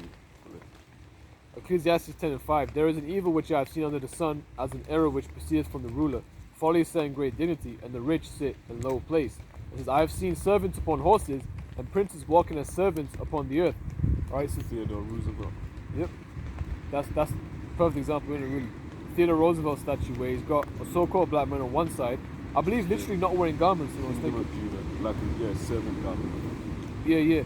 And then there's the so-called Native American on the left hand, on his left hand side, the Northern Kingdom. Okay, but they're not really, Jake. They are, man. Astaroth is indeed America. Because that's why I said that they'll stay there until the latter time. Because a lot of the Native Americans were put into slavery as well. You know, that's something that's not necessarily talked about a lot. You know, and if you're saying, okay, I know I'm an Israelite, how? Because I'm from Ghana, and Ghana, my people were put on slave ships. Yeah, but hold on, did your no, they didn't. But what about you, brother? Makes you, it don't make sense, man. You have to be consistent with it as well. You know, if the curse is fit, you know, a people or a people group, a person or a people group, you know, that's the identifier, man. You can't say, oh yeah, they got genocided, damn near nearly wiped out. You know, a lot, and they were facing, you know, a lot of oppression way before Judah was. Yeah, but they're not Israelites apparently. It talks about them being oppressed together. Is it Jeremiah 50? Yeah. So back with shot. Verses 4 and 5, and then there's verse 33. It's Jeremiah chapter 15 verse 4. In those days and in that time, saith Yahawah, bahasham, Yahawashi, the children of Israel shall come, they and the children of Judah together, going and weeping, they shall go and seek Yahawah, their power. When I say, oh well, I guess the Negroes, they're just a blend of Israel and Judah. Yeah, that's it. The man that just said, oh no, you have to be Negro. So he's Masharin, yeah, he's an Israel. How's he? Well, man, you have to make it make sense.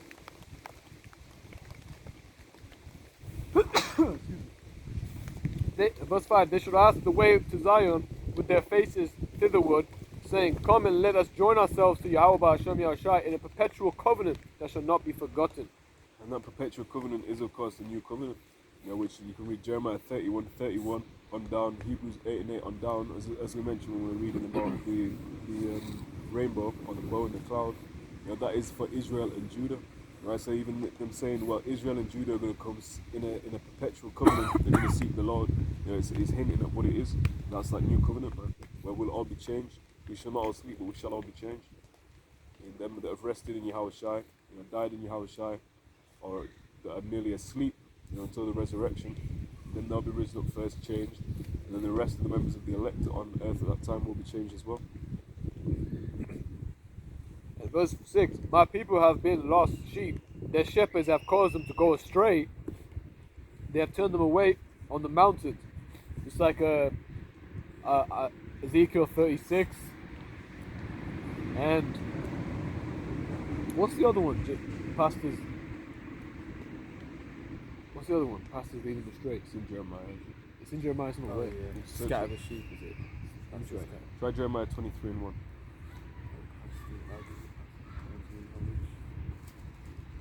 Jeremiah 23 and 1, come. Jeremiah 23 and 1, woe be unto the pastors that destroy and scatter the sheep of my pasture, saith Yahawah, bahasham, Yahawashi. Right? A lot of these pastors, you know, people who consider themselves pastors, you know, teachers essentially, who call themselves teachers of this word, they're doing exactly that. Alright, they're scattering the sheep, they're making them go astray from the sheepfold, man. I saw some Jehovah's Witnesses setting up camp the other day. Yep. I was on my way to work, man. If I wasn't, I would have pulled. Yo, let me ask a couple questions, man. Because what are they really gonna say, man? There's, you know, we used to do that for for life. You know, we used to go around seeking out, you know, Christians to debate or whatever to make a little YouTube video of your little YouTube channel. You know, but then what are they teaching? You know, I wanted to go and investigate. Like I said, I was on the way to plantation, but like these people set up, and that goes for people in Israel as well. You know, taco spot pushing us people. You know, that's you're destroying the flock, man. Right? You know, you're not leading a good example. You've seen You know, for example, when that lady came up to these brothers, you know, they hey, get out of here, man. You know, the question was sincere and the sincere answer was given. Yeah. You know, whether they like it or not, Right. it's fine. But the brothers were cordial; they were beyond respectful. And that bitch Yeah, was interrupting the whole time, man. I'll be honest. we still like fucking just let her do it at the other point. We're trying to tell her at one point, we're trying to finish, but she still went. Like, you gotta do it, because you never know. Because another thing they'll fucking she probably would have done right was like, if we tell her, excuse me, sorry, I'm just trying to interrupt something to like stop. She'd probably like say something that will cause like some type of conundrum. So you've always gotta watch out. Because listen, man, we're praying. Taco spot is. Hey, man. Jeremiah 23:2. Therefore, thus saith Yahawah bahasham Yahawashi of Israel, against the pastors that feed my people, and feed them what? Lies, basically. Feed them defiled bread. Spiritual defiled bread. And defiled bread. If you go to the so-called churches, they go out to barbecues and have pork chops and pepperoni pizza and shit, man. The only ones that don't do that is Seventh-day Adventists. That's what I know. But the rest of them, I believe they all do that shit. Mm-hmm. And it reads, ye have scattered my flock and driven them away, and have not visited them. Behold, I will visit upon you the evil of your doing, saith Yahawah bahasham Yahawashi. Man, that's a fearful thing, man.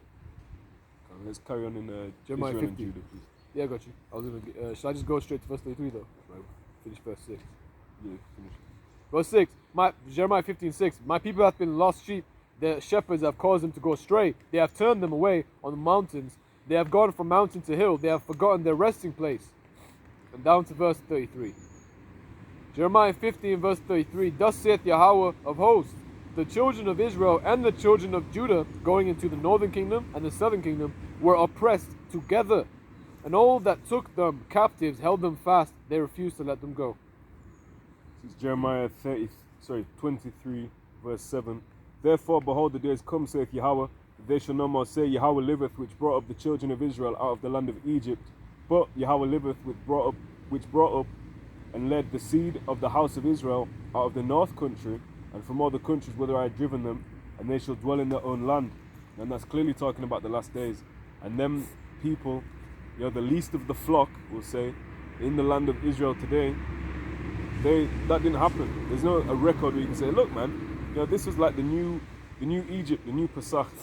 Also talks about that in Jeremiah 16 and 15, the same thing. And when it says the seed of the house of Israel, it's not just talking about the northern kingdom, but it's talking about the whole nation. You know, because you have the kingdom of Israel, the northern kingdom, but obviously the whole 12 tribes descend from Israel, including the kingdom of Judah. Jeremiah 3 and 18. In those days the house of Judah shall walk with the house of Israel, and they shall come together out of the land of the north, to the land that I have given for inheritance to your fathers. Right. That is referring to Babylon the Great. The land of the north is one place, alright? Jeremiah 16 and 15. But Yahawah liveth, that brought up the children of Israel from the land of the north and from all the lands whither he had driven them. So there is a distinction between the two places.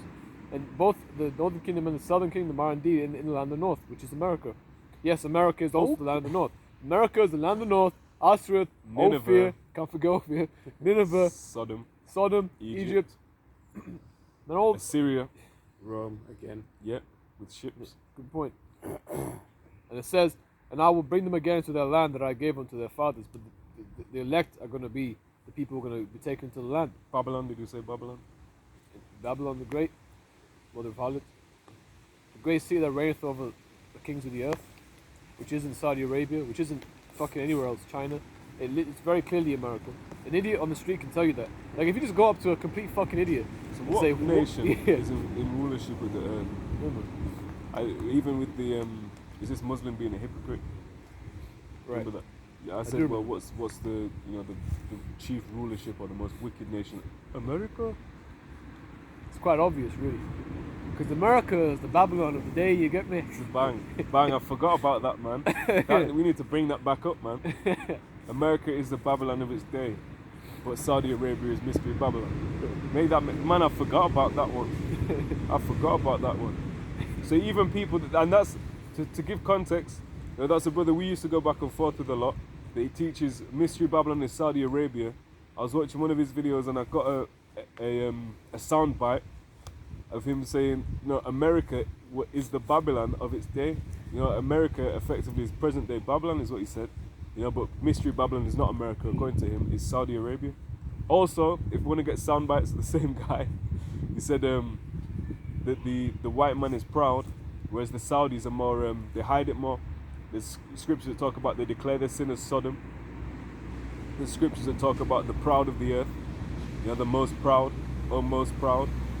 He even said that the white man, who he said is Japheth, is the worst of the heathen. Oh my gosh, man. But the Edomites are the ones that will be destroyed forever. But they're not the worst of the heathen. How does it make any sense? Very confusing, man. Very confusing people. Confusing individual, but there's people who believe that. Confusing. Deceiving and being deceived. Like, how can you listen? Man, there's literally goes into no one be more profane than Aisha. You're saying that's the people who literally will chop you up if you are a fucking sodomite. Whoa, super defiled there. I think them man say that Aisha there is talking about the man himself rather than the descendants. Can't. I mean, yeah, can't. I mean, literally, because he did say he sold. And this, yeah, the scripture's written in such a way that if you want to make a doctrine out of it, you can, But with the spirit of discernment, that's how you're able to discern again the false doctrines. Can't. In that verse, it did literally say he sold his. It goes into what he specifically did. But his descendants are Malachi. Good. Malachi, the people who the Lord hath indignation against forever. Forever. His tabernacle is a tabernacle of wickedness. Then we'll get Shabbat the zealot. But hold on. You're going to have some of them that deny their father, and trust in Jake. There's, like I said, the word is written in a way that if you want to take one precept here and there, mix it up, mash it up, you can confuse someone. And you can, snare them into it. But you'll get held accountable for that. This is Deuteronomy chapter 4, verse 2.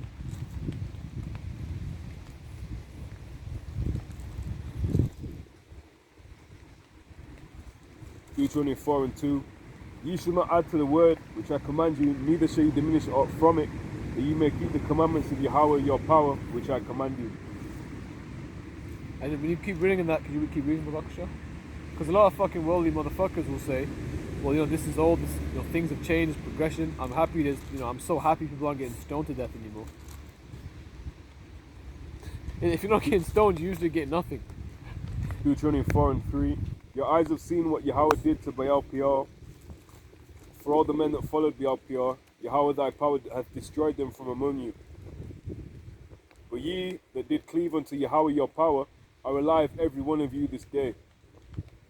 Behold, I have taught you statutes and judgments, even as Yahawah, my power, commanded me, that ye should go to do so in the land whither ye go to possess it.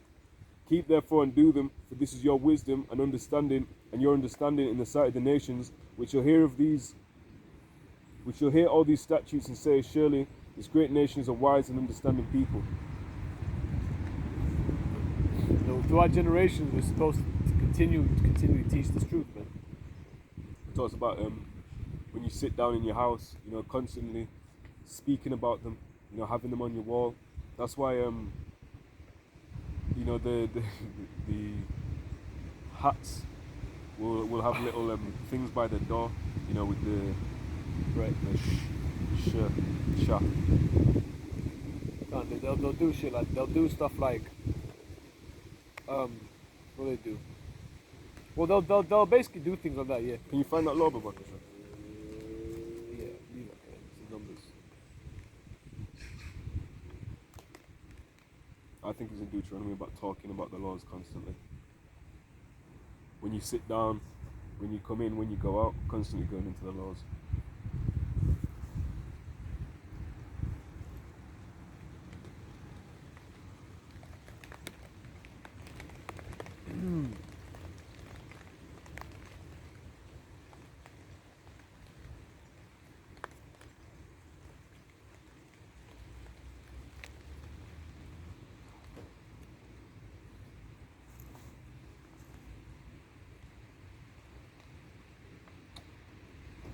Search your bind frontlets. I think it's in that same either verse or excerpt.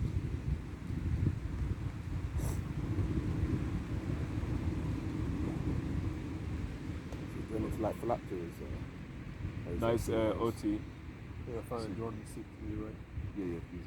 This is Deuteronomy chapter 6, and I'm going to start verse 6. These words which I command thee this day shall be in thine heart, and thou shalt teach them diligently unto thy children, and shalt talk of them when thou sittest in thine house, and when thou walkest by the way, and when thou liest down, and when thou risest up. And thou shalt bind them for a sign upon thine hand, and they shall be as frontlets between thine eyes. And thou shalt write them upon the post of thy house and on thy gate.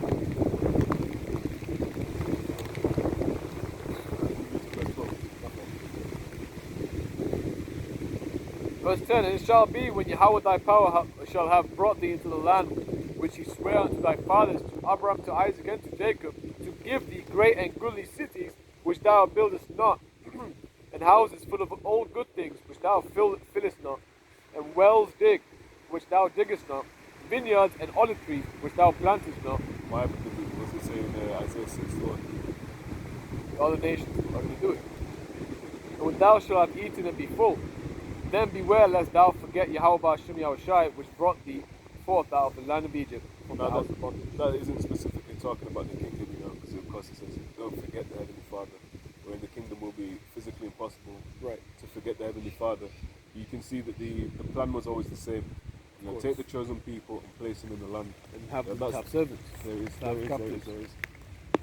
It was always meant to be that way. Because that's how it works. If we're supposed to be a nation that the Most High has chosen to be above, Kings and priests. right? There's going to be people under us that, if you're in a competition, it's only you. You're not above anyone. You're just there doing your thing. Right. Every empire has been like that. It wasn't necessarily slavery isn't necessarily evil in and of itself. Right. But was it evil for the nations to take the apple of the Lord's eye and put them in slavery? Absolutely. So all empires have run like that. It's only up until recently, that all these new concepts have come about. Like I think I mentioned last week, the idea of having a civilian, the idea of having a civilian and a male civilian. Back in the day, there was no male Midianite, that was just exempt from war. You're a man. This is your nation. You fight. Women and children, fair enough. Or even up until the age of 20, I think by the law you're exempt from war. But there was no idea of, I'm an able-bodied man of age. There's a war and I'm not going to fight. That's a new concept. The age of marriage, up until very recently. Queen Elizabeth, her husband was 5 years older than her. He was 18 and she was 13 when they first met. That's up until very recently. You ask your grandmother, her parents when they got married, when they had children. It's probably very young. But all these new concepts, they're positioned as if they've been for eternity, but they've not. Like the brother read in Isaiah 46, show yourselves men, and let's return to that, that old way, the ancient path. And when the kingdom is established and manifest upon earth, we are returning to that point. And again, the ways of this world is backwards, defiled. So they'll make these things seem like as if it's foreign as well. Like when you talk about having servants, simply put, having slaves and having people bond to you to serve you, they'll act as if they're not down with it. You're not down with it unless you're in a rulership position and no one can take you out of it. Right. Then it's all right. And furthermore, everyone right now is a servant to either. We've all got this, either a social security number or a national insurance number. Everyone has these things that basically are written documents to say you are a slave, man. You pay tax. What's that? That's tribute. You are a tributary. Maybe you live in the country, you're born in the country, so you're viewed as a so-called citizen. But if you're of another biblical nation, so one biblical nation has another one in servitude, and you're paying tax, you're paying tribute unto that. A tax is just a fancified tribute. So you're coming in, you're forcing them to pay you money. Just because you shipped us here, had our families settle down, have families here, doesn't change the fact that we're in a lower position, and we are captive, not just to this flesh, but to you. Any scripturals? Got an article. Yeah, go ahead. This is it's from Reuters. and it's from 18th of October this year. And the headline reads, "Scuffles break out as French strike to call for higher wages." Those guys don't give a fuck. They just keep fighting, man. Yeah, isn't it them man have been revolting from the French Revolution? You know, they're very proud about that. Yeah, I've found out recently, not recently, but when I was working in education, that the French don't even let people wear a hijab in public, or they can't wear turbans or any cross, any religious symbolism, because they had an atheistic overthrow. I imagine you know quite a lot about that, about the revolution and everything. But them lot, man, they've been on it from day. They're well famed for their resistance, the French. The Gauls. As well as the, that Charlie Hebdo. Yeah. There've been a lot of like laws put into place against like Islam and everything and stuff. It reads, dozens of black-clad protesters clashed with police and broke shop windows on Tuesday on the margins of a demonstration when several thousand people took to the streets of Paris to call for wage hikes as high inflation eats away their purchasing power. You know, guess what happens? All right, yeah, cool. You can, let's say they give them higher wages. Inflation still goes up, so you're just in the same position as before, man. There's no way that the agenda won't crush the middle class. You know, the charagma must be employed upon small and great, rich and poor. There's no rich, sort of poor. You know, there's a very clear-cut line, and they're increasing that gap. You know, the wealth gap is called. 11 people were arrested in Paris, the Interior Ministry said in the early evening, adding that 107,000 people nationwide followed the protest call from left-wing parties and some unions, including 13,000 in the capital. The hardline CGT trade union said 70,000 people took part in the march in Paris. Regional train traffic was cut by about half as several unions called a nationwide strike seeking to capitalise on anger at decades high inflation to expand weeks of industrial action at oil refineries to other economic sectors. The question of wages is French people's number one priority. The head of the CGT union, Philippe, said ahead of March was more than urgent, he said. This is it's the book of 2nd Ezra, chapter 9, and verse 3. Therefore, when there shall be seen earthquakes and uproars of the people in the world, then shalt thou well understand that the Most High spake of those things from the days that were before thee, even from the beginning.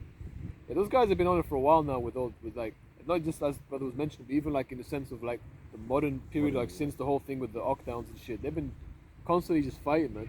Just taking things into their hands in terms of, violence and shit. That was a heavy number, man. The scripture talks about the power of their cause shall stand in their hands. Oh, yeah. Basically what you just said there.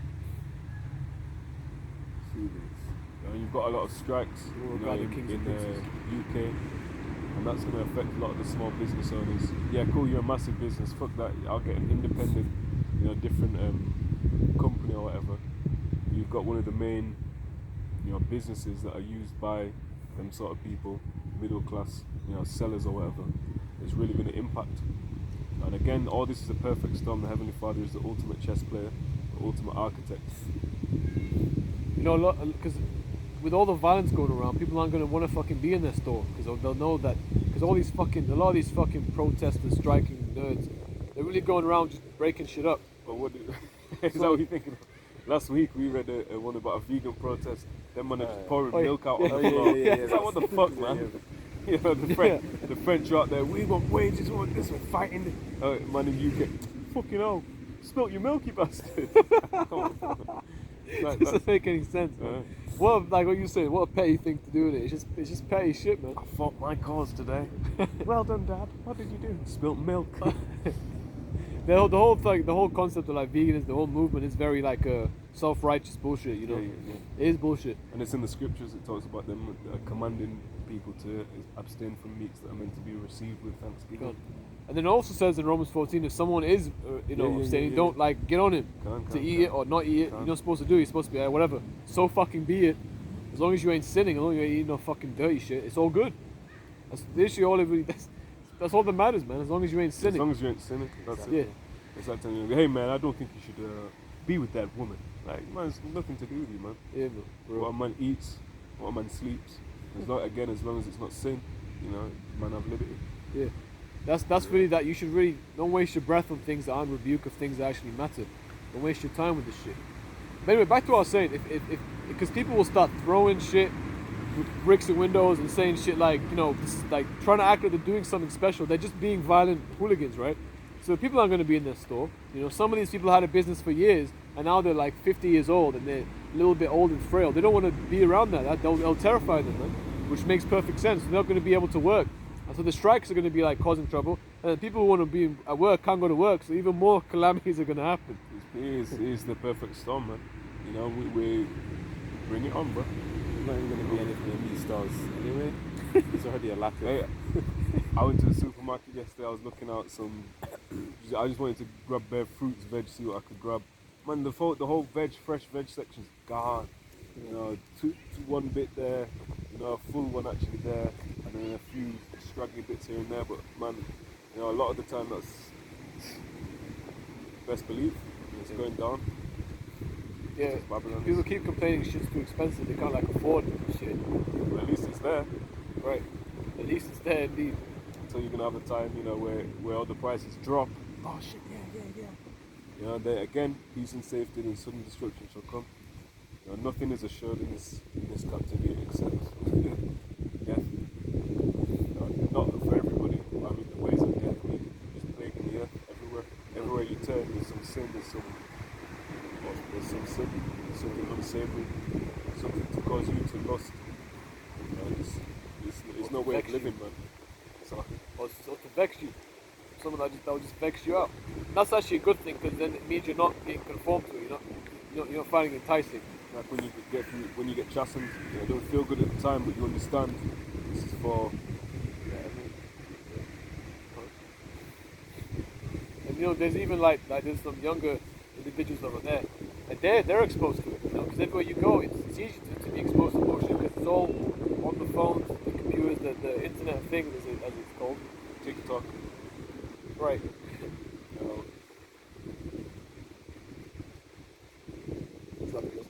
Ecclesiastes chapter 1 verse 1. The words of the preacher, the son of David, king in Jerusalem. Verse 2. Vanity of vanities, saith the preacher. Vanity of vanities, all is vanity. Right. And what does vanity mean? It means worthless. So you got to count it all as dung if it's not this truth, man. No matter what it is, man. That's what King Solomon saw, all that wickedness.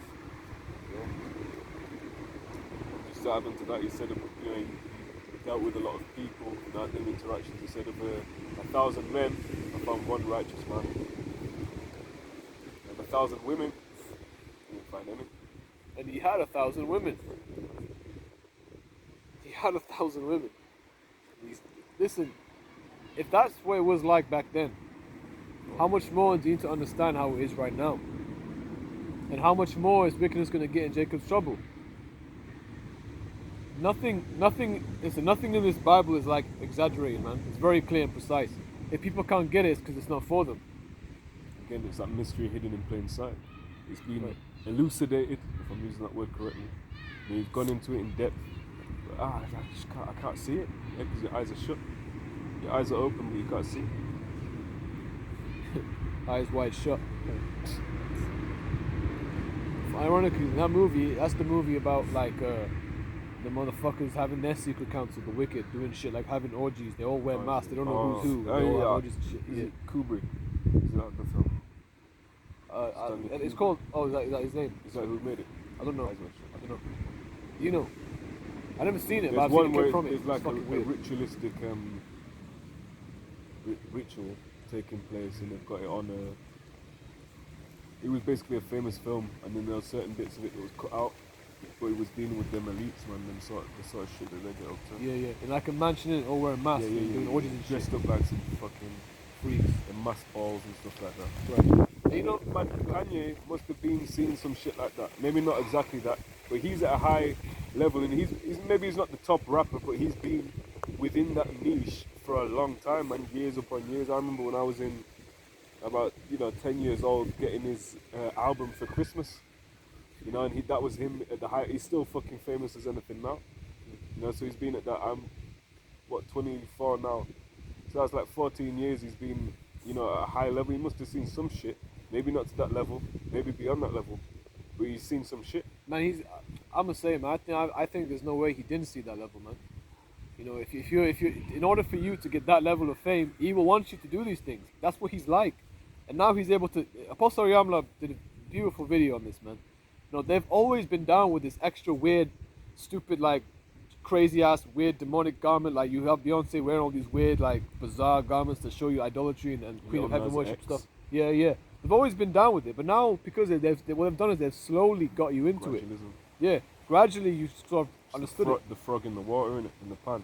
You turn him up, put him on boiling. Fuck this shit, I'm jumping out. You leave him on bang. Now he's on a simmer. Now he's on a bit by next. He's cooked inside out. He can't move. That's how it is, man. Cooked inside out. Inside out. It's a title. It's a title in itself, because eventually people have just saw this guy or whatever, you know, and sort of conform to it. You know, because you see it when you're young. Like I mentioned this before, I'll say it again. When I was young, I remember there used to be that there was like Rihanna, right? Fucking Rihanna. That fucking song, what is it? Disturbia, right? That video was weird. That scared me, man. Really? I saw that shit. I never looked at it. I was like, fuck that. Yeah, man. Like that video was weird. But when you're young, you're obviously not gonna understand it. But now, in this truth, I finally understood it. It's like, wait a second. It's all Satanism, trying to make it seem like it's art Edgy, because you're young. cool. Yeah, edgy and cool. That's the term. Edgy. It's all edgy and it's just art, right? And when you're young, you don't even really consider it too much. You just think whatever the famous people do, the famous people things. Cool. Yeah, the famous people things, famous and the celebrities. And then now you're older, you start to see it's like they've just slowly made you accept really weird, defiled fucking things. Now it's called art.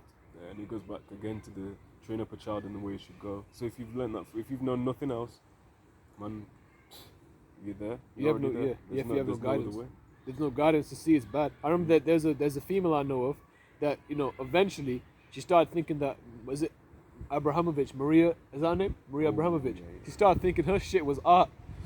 I'm gonna fucking bug out. And What a crazy bitch. Have you heard of her? You know that bitches? She's on some like allegedly fake blood, you know, writing on walls, help me, and this is all some artistic shit. But she's in top circles, man. You know, she was with Lady Gaga, she was with all these, you know, bugged out people that are at the height of helly weird. Real fucked up shit. I've heard that, you know, that she took Lady Gaga like when she was young as like an apprentice to do weird shit. If you know what I mean, like just weird type of stuff. That's what I mean. This, like, I'm gonna have to say how it is. Kanye must have been down with that shit. I believe he was. He saw all that stuff. He's seen what it is, and now he's absolutely fucking petrified. He's traumatized. If you see things that are so fucked up, you can never be the same person again. You can never just be like Joe Schmo again. You're always gonna like look at people like as morons. You know what I mean? You know, a good example of that was like Emery Tate, right? Andrew Tate's dad. He was quite smart. He was a very intelligent man. He used to have very good vocabulary. People who have spoken about him said he was a very like he had very good photographic memory. He could remember things very well. He learned Russian in like a week. You know, that's the level of intelligence he had.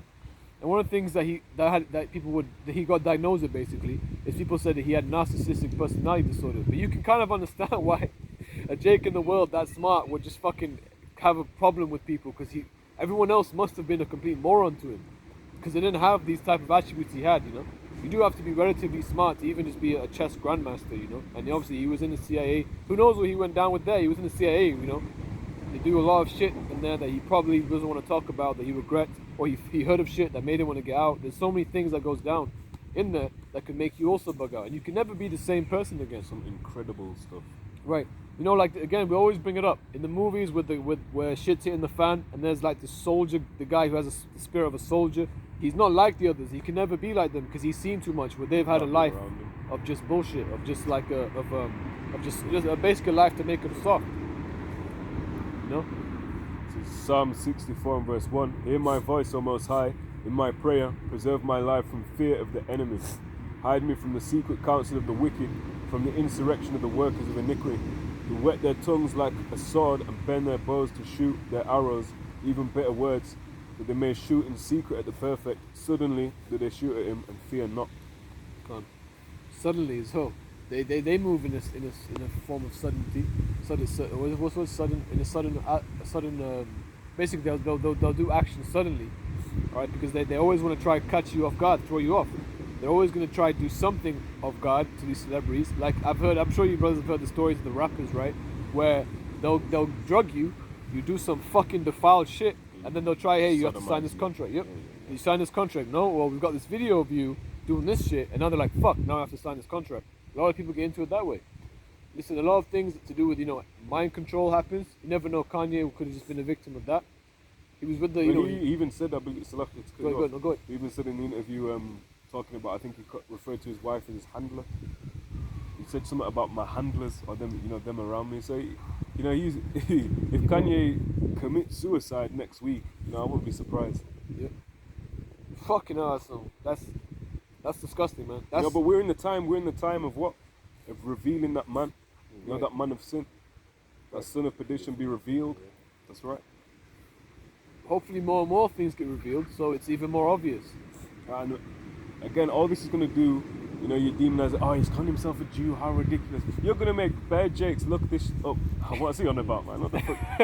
Hold on. Right. And they're going to fall up into the truth, man. Yeah, man. Because the Heavenly Father ordained that for them to be their path into this. Right. You don't realize you can do nothing against the truth but for the truth. For we can do nothing against the truth but for the truth.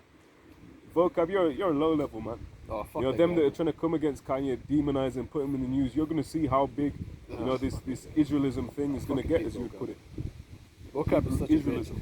a bitch. Vocab, I want you to keep doing your thing as well, though, because all you're doing is making us look really fucking good, man. Making us look real masculine, making us look like the ones who actually are, scholarly. Because all you can do nothing against the truth, but only for the truth. The people that you've got in your fucking congregation, you take them, keep them. Fuck them, man. If they want to join, if they don't want to believe this, it's fine. We don't care. Any Israelites that are halfway in, you can join Vocab, man. Yeah, man. He will happily accept you. In fact, he will give you a platform to tell how bad your experience is.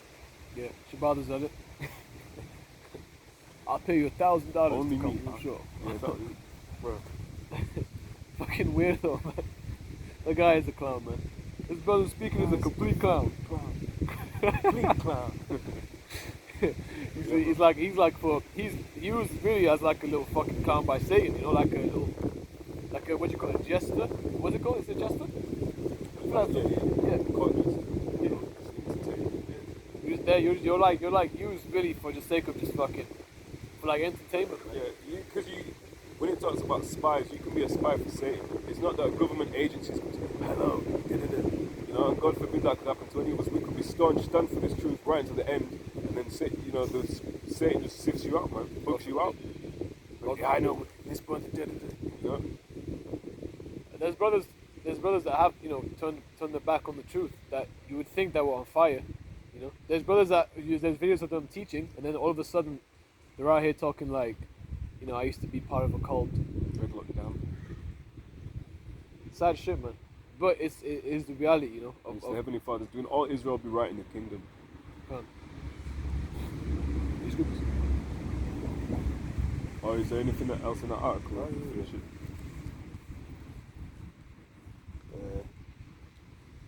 The subheading, Strikes Threaten Infrastructure, and it reads, Tuesday's protests, which have been promoted by opposition politicians for weeks, were small when compared to those of the Yellow Vest movement for the opposition to a rent reform during President Emmanuel Macron's first term as president.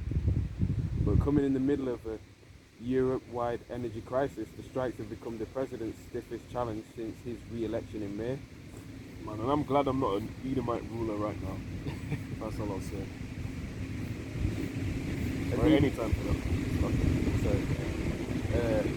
As industrial action at oil major keeps weighing on petrol supplies for a fourth week with no clear end in sight, the government faces the risk wider walkouts could take down other parts of the infrastructure.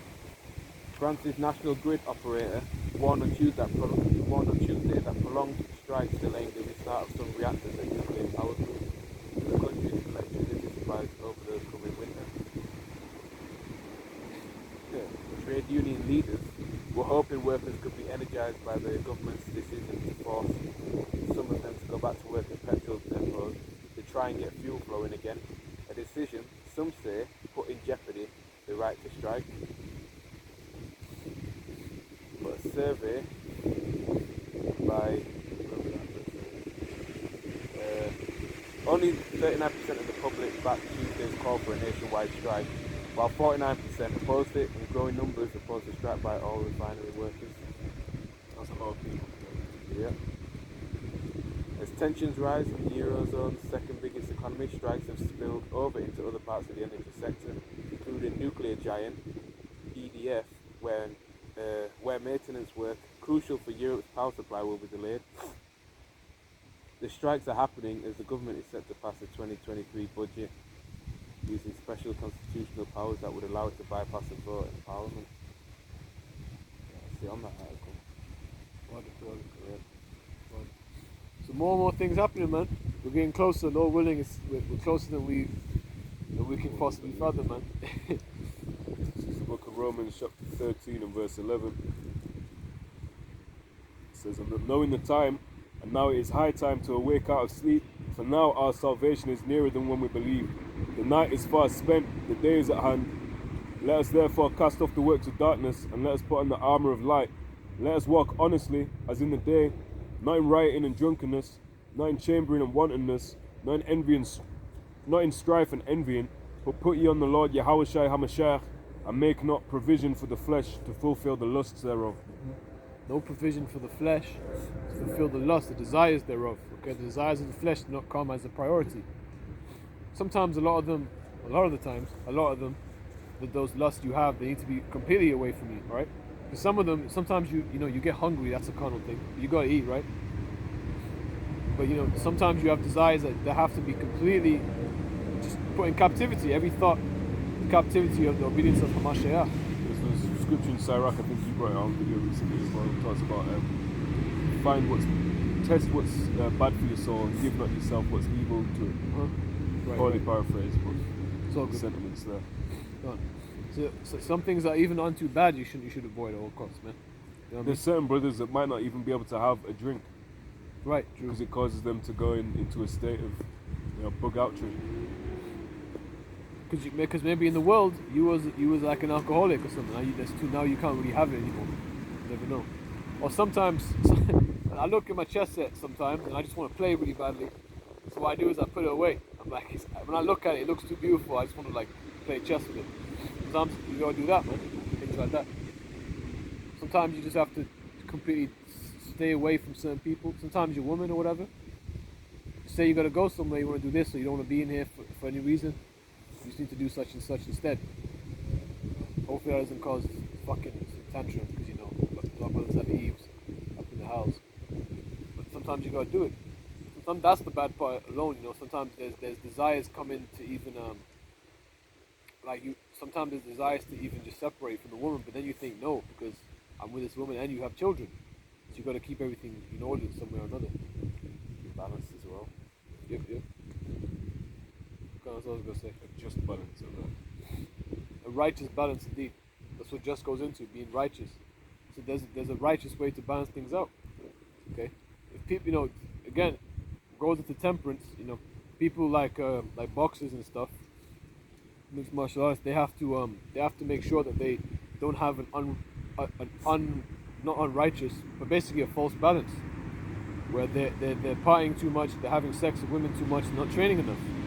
Okay, because then they're not going to be efficient on the time when the trial happens. They're not going to be efficient for that time.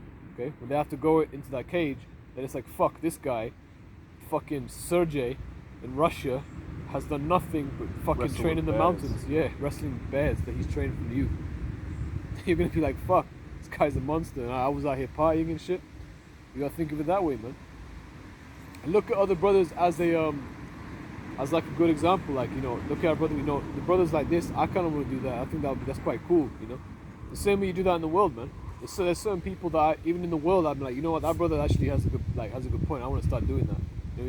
I kind of admire this attribute about him.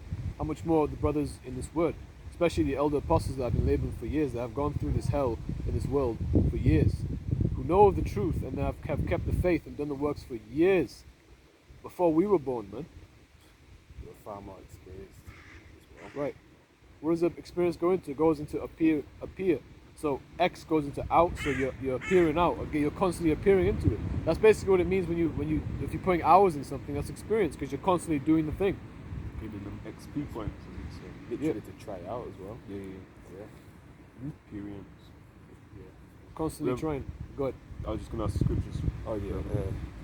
This is Isaiah chapter 2, verse 11. The lofty looks of man shall be humbled, and the haughtiness of men shall be bowed down, and the Lord Yahawah, bahasham Yahawashi alone, shall be exalted in that day. You know, so people can scoff and mock, alright? But the truth will always come out in the end, and the Lord will be exalted. Right. That's right. And they will scoff and they will mock, right? Yeah. Because we are poor, man. We're lowly, you know. We're the easy targets, kind of. Poor man speaker. You know. When the poor man speaketh, let's get it. What manner of fellow is this? Man, Whose whose man's man's is this? There you go. Ecclesiastes chapter, I believe it's 13, verse 23. It says, when a rich man speaketh, every man holdeth his tongue, and look what he saith. Andrew Tate What? saying the same stuff on a lower level that the apostles have been saying for years upon years upon Right. years. He even said exactly how, like when Apostle Gabar was talking about how when you watch these movies, Yeah. and what's funny about it is when he said it, there was a video about Andrew Tate. This is when I first learned who Andrew Tate was. Literally, I didn't even realize it until now. Andrew Tate was on the screen, and he was making mention about when you watch these movies, the man is a bumbling idiot. And Andrew Tate said the exact same thing to the point. I was thinking, did he what? I just realized it was the same video. He probably watched this video, man, because he literally, I never even heard anyone use those terms before. So it kind of made me think, wait, whoa, you've been watching Apostle Gabar's videos? Because he literally said, if you look at any TV show now, it's just a guy who's a bumbling idiot and a woman who's like super smart and like, you know, and that is the fact, man. But as it reads, when a rich man speaketh, every man holdeth his tongue, and look what he saith, they extol it to the clouds. But if the poor man speak, they say, what fellow is this? And if he stumble, they will help to overthrow him. That's the point, where easy target to also overthrow. And you'll see that among Israel. You know, oh look, this they didn't do this right. They did. Man, a lot of bunch of children, man. Jake will antagonize Israel. us, you know, at times. But the whole story, you know, back in the days, you know, you used to teach a psalm. When the guy was getting angry, he pulled out a knife, man. Yeah. And that's why we don't hit that spot anymore, man. Yeah, You fuck that Jakes place. are bugged out. Man, all you are is she don't want to be saved, don't save her, man. That's you lot have heard the word, man. And yeah, brother Sam can vouch for that shit, man. I'm gonna stop. But no, you're not, man. Say it like Yahawashi said, unless the Heavenly Father sanctioned it, paraphrase. So you ain't gonna do anything. Right. It's all the Lord's will. If the Lord doesn't want you to get stabbed, you're going to be stabbed. No matter how much you think you're going to stab him, you're not going to pull the knife out to do it. Okay? I know those guys tried to chase someone's bike. Yep. You tried to jump him. You hit him with you didn't intend to do it, but you turned around, hit him with a hook and went yard, man. But you lot are fucked up. And you'll get judged for that, man. Yeah, man. You'll get absolutely fucked up for that shit, man. Those guys who tried to jump me, you know, I can't wait to get your fucking ass in the kingdom, man. Beat the shit out of you motherfuckers, man. Luckily, I didn't get hurt or nothing. I didn't get any scratches or nothing. But I could have died, man. You know, I was getting my head, people trying to stomp on my head. And I was just shelled up at times. And that was. That just makes you vex. It's not just, we speak and that's it. You know, this is real life shit. You understand? It has real life consequences onto it. Of course. You know, but we have to endure until the end, or Right. we're not going to get Absolutely. that reward. You know, and we're prepared. I'll speak. You know, I wouldn't speak for the brothers, but you know, we've been aware of what this shit is. I would speak for the brothers, but we have. You know, we've been made aware of what this is about. You know, so Lord willing, we all endure, man. Because, you know, when you're doing something worth a fuck, you're going to get enemies, man. When you're doing something that makes you special, people go fucking hate your ass, man. Especially grimy You ain't got motherfuckers. haters, you ain't popping. And you best believe Israel's popping. Yeah, man, You know, and that's about to be shown in the earth. That's really true, though. I can't really go against that. When you're really doing something that matters, you'll start to realize people are they ain't gonna try to compete with you necessarily. They're gonna try take away the competition because they ain't got it like that. Well, You know what what I do you mean? say when all men shall speak well of you? Woe unto you. You know, because their fathers did it to the false prophets. That's good, that's It doesn't really mean you don't be personable. You know, you don't be respectful on your job. But if you're speaking the truth, you can be respectful as you want. The fact that you're speaking the truth is going to bring adversaries. Sorry. This is the book of Luke, chapter 6. There's so much to read it. I want to read, let's go up. Luke 6:20. And he lifted up his eyes on his disciples and said, Blessed be ye poor, for yours is the kingdom of the Most High. So again, the poor in this world, you know, because those same guys were like clowning me, making fun of me, saying I was poor and shit. And man, I even said it. I went, I'm glad you said that. And it James says, 2 and 5. yeah, man. Hearken, my beloved brethren, hath not the Most High chosen the poor of this world, rich in faith, to be heirs of the kingdom, to which be He has heirs. promised Right. to them that love Him. There you go. Luke 6 and 21. Blessed are ye that hunger now, for ye shall be filled. Blessed are ye that weep now, for ye shall laugh. So again, in the time of famine, Lord willing, we'll laugh. In the time of famine, Lord willing, we're gonna eat. That's a beautiful miracle. In the time when there's no food around, we're gonna actually have nutrition, man. And so them that have been fasting, out of choice, are going to be the opposite to them that are going to be forced to fast. Going to give them no choice. It says, blessed are ye when men shall hate you, and when they shall separate you from their company, and shall reproach you, and cast out your name as evil for the Son of Man's sake. Right? Because, again, blessed are you, man, if people are hating on you, man. Not one moment when those guys were trying to run up on me, try fucking beat my ass up. Not one moment was I like, oh man, I wish I was in the world doing bullshit, playing basketball, some fucking nerdy shit. Not one moment, because this is all worth it. I was actually, I mentioned this, I was grinning, the whole time I was grinning, because I was like, this is perfect. Make yourself look dumb, fucking devils. Fuck you fucking Edomites, man. So blessed are ye when men shall hate you, and when they shall separate you from their company, and shall reproach you, and cast out your name as evil for the Son of Man's sake. Rejoice ye in that day, and leap for joy. Leap for joy. Rastas on steroids as well. Oh yes, Rasta, man. I'll slap him out. What do you say? Some shit like that. I'll slap him out. Rejoice. And that thing is dumb as hell. There was so many of us around him. Like all it takes is one person takes you down, and then we'll probably have to do something to make you get away Not from that us. would happen, or we would intend to do that. But when you're assessing a scenario, you would at least expect to take that into account. I mean, Jake's not in his common sense. If he slapped you, we would have to do something, because we're not gonna let him just beat a brother up. That's the whole point. Like, don't you think, Jake? For 1 second. I bet you got something on you, right? That's why you feel real confident, because you got something on you. Luke 6 and 20. To be honest, I would have flipped if you asked me where the tackle spot was. Yeah, oh man. What a tackle spot. It says, rejoice ye in that day, and leap for joy. For behold, your reward is great in heaven. For in the like manner did their fathers unto the prophets. There you go. That's exactly what they did. People have been mocking and scoffing for years, yeah. And that's how he died. He got jumped by 3 guys, man. And that's actually what I was thinking. Another thing I was thinking. I remember I said that, man. That's how Albert Bivens died. And those guys are marked for death. I think they were Muslims. I don't know if they were Jacobite Muslims. I think they were though. I'm not sure. I'll get judged like it. Yeah, man. It says, but woe unto you that are rich, for ye have received your consolation. Right? Andrew Tate, you gotta repent, man. Because the shit that you're chasing is nothing, man. It's bullshit, it's dung. When you just look at what he's chasing, what he admires, it really is dung. There's a lot of good shit he'll say, we always bring out, but man, there's so much dumb shit, it's hard to not to look at him as a typical dumbass. And it says, woe unto you that are full, for ye shall hunger. Woe unto you that laugh now, for ye shall mourn and weep.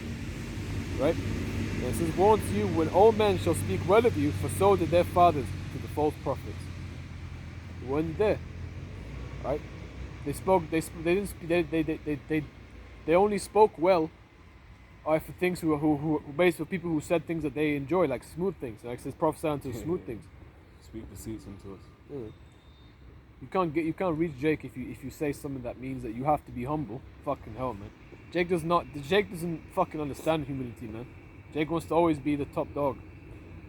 Even though he knows he ain't, he wants to be it. He wants to, in some way or another, it's always some dumb reason. I think there's a lot that is, as a result of being down pressed for so long. That's why when Jake, he gets a little, he will always try flex. Yeah. He'll always try flex. He'll say, walk in the club, hey, I see about 20 single women, but I want that one because someone's got her. Covetous. There's nothing more wicked than a covetous man. Right. And that's Jake when he's been deprived. In fact, it backs up what Andrew Tate says. When a man's been deprived from something for so long, they'll do anything to get it. There you go. Jake's been deprived on the bottom so long, he just wants power. How does he get it? Through chasing women, chasing money, chasing this, chasing that, chasing everything but the kingdom. That's the true way. That's true power. Yeah, that's true power, man. Inherit the kingdom of heaven. There's no real power for us in this world, man. It's all fake shit. It's all bullshit. It's all dung. It's all shit. It's basically like a very temporary. It's like cotton candy, man. You have it, it's there, but it's like where the fuck did that go? Yeah, where the fuck did that shit go, man? Call it that. that we give all praises to Yahawah, Yahawah, bahasham, Yahawashi, bahasham, Rukakudash. Give all honor to the apostles and elders of great millstone that were well labouring the word and doctrine. Shalom to the elect. Yawam, Shalom. Babal.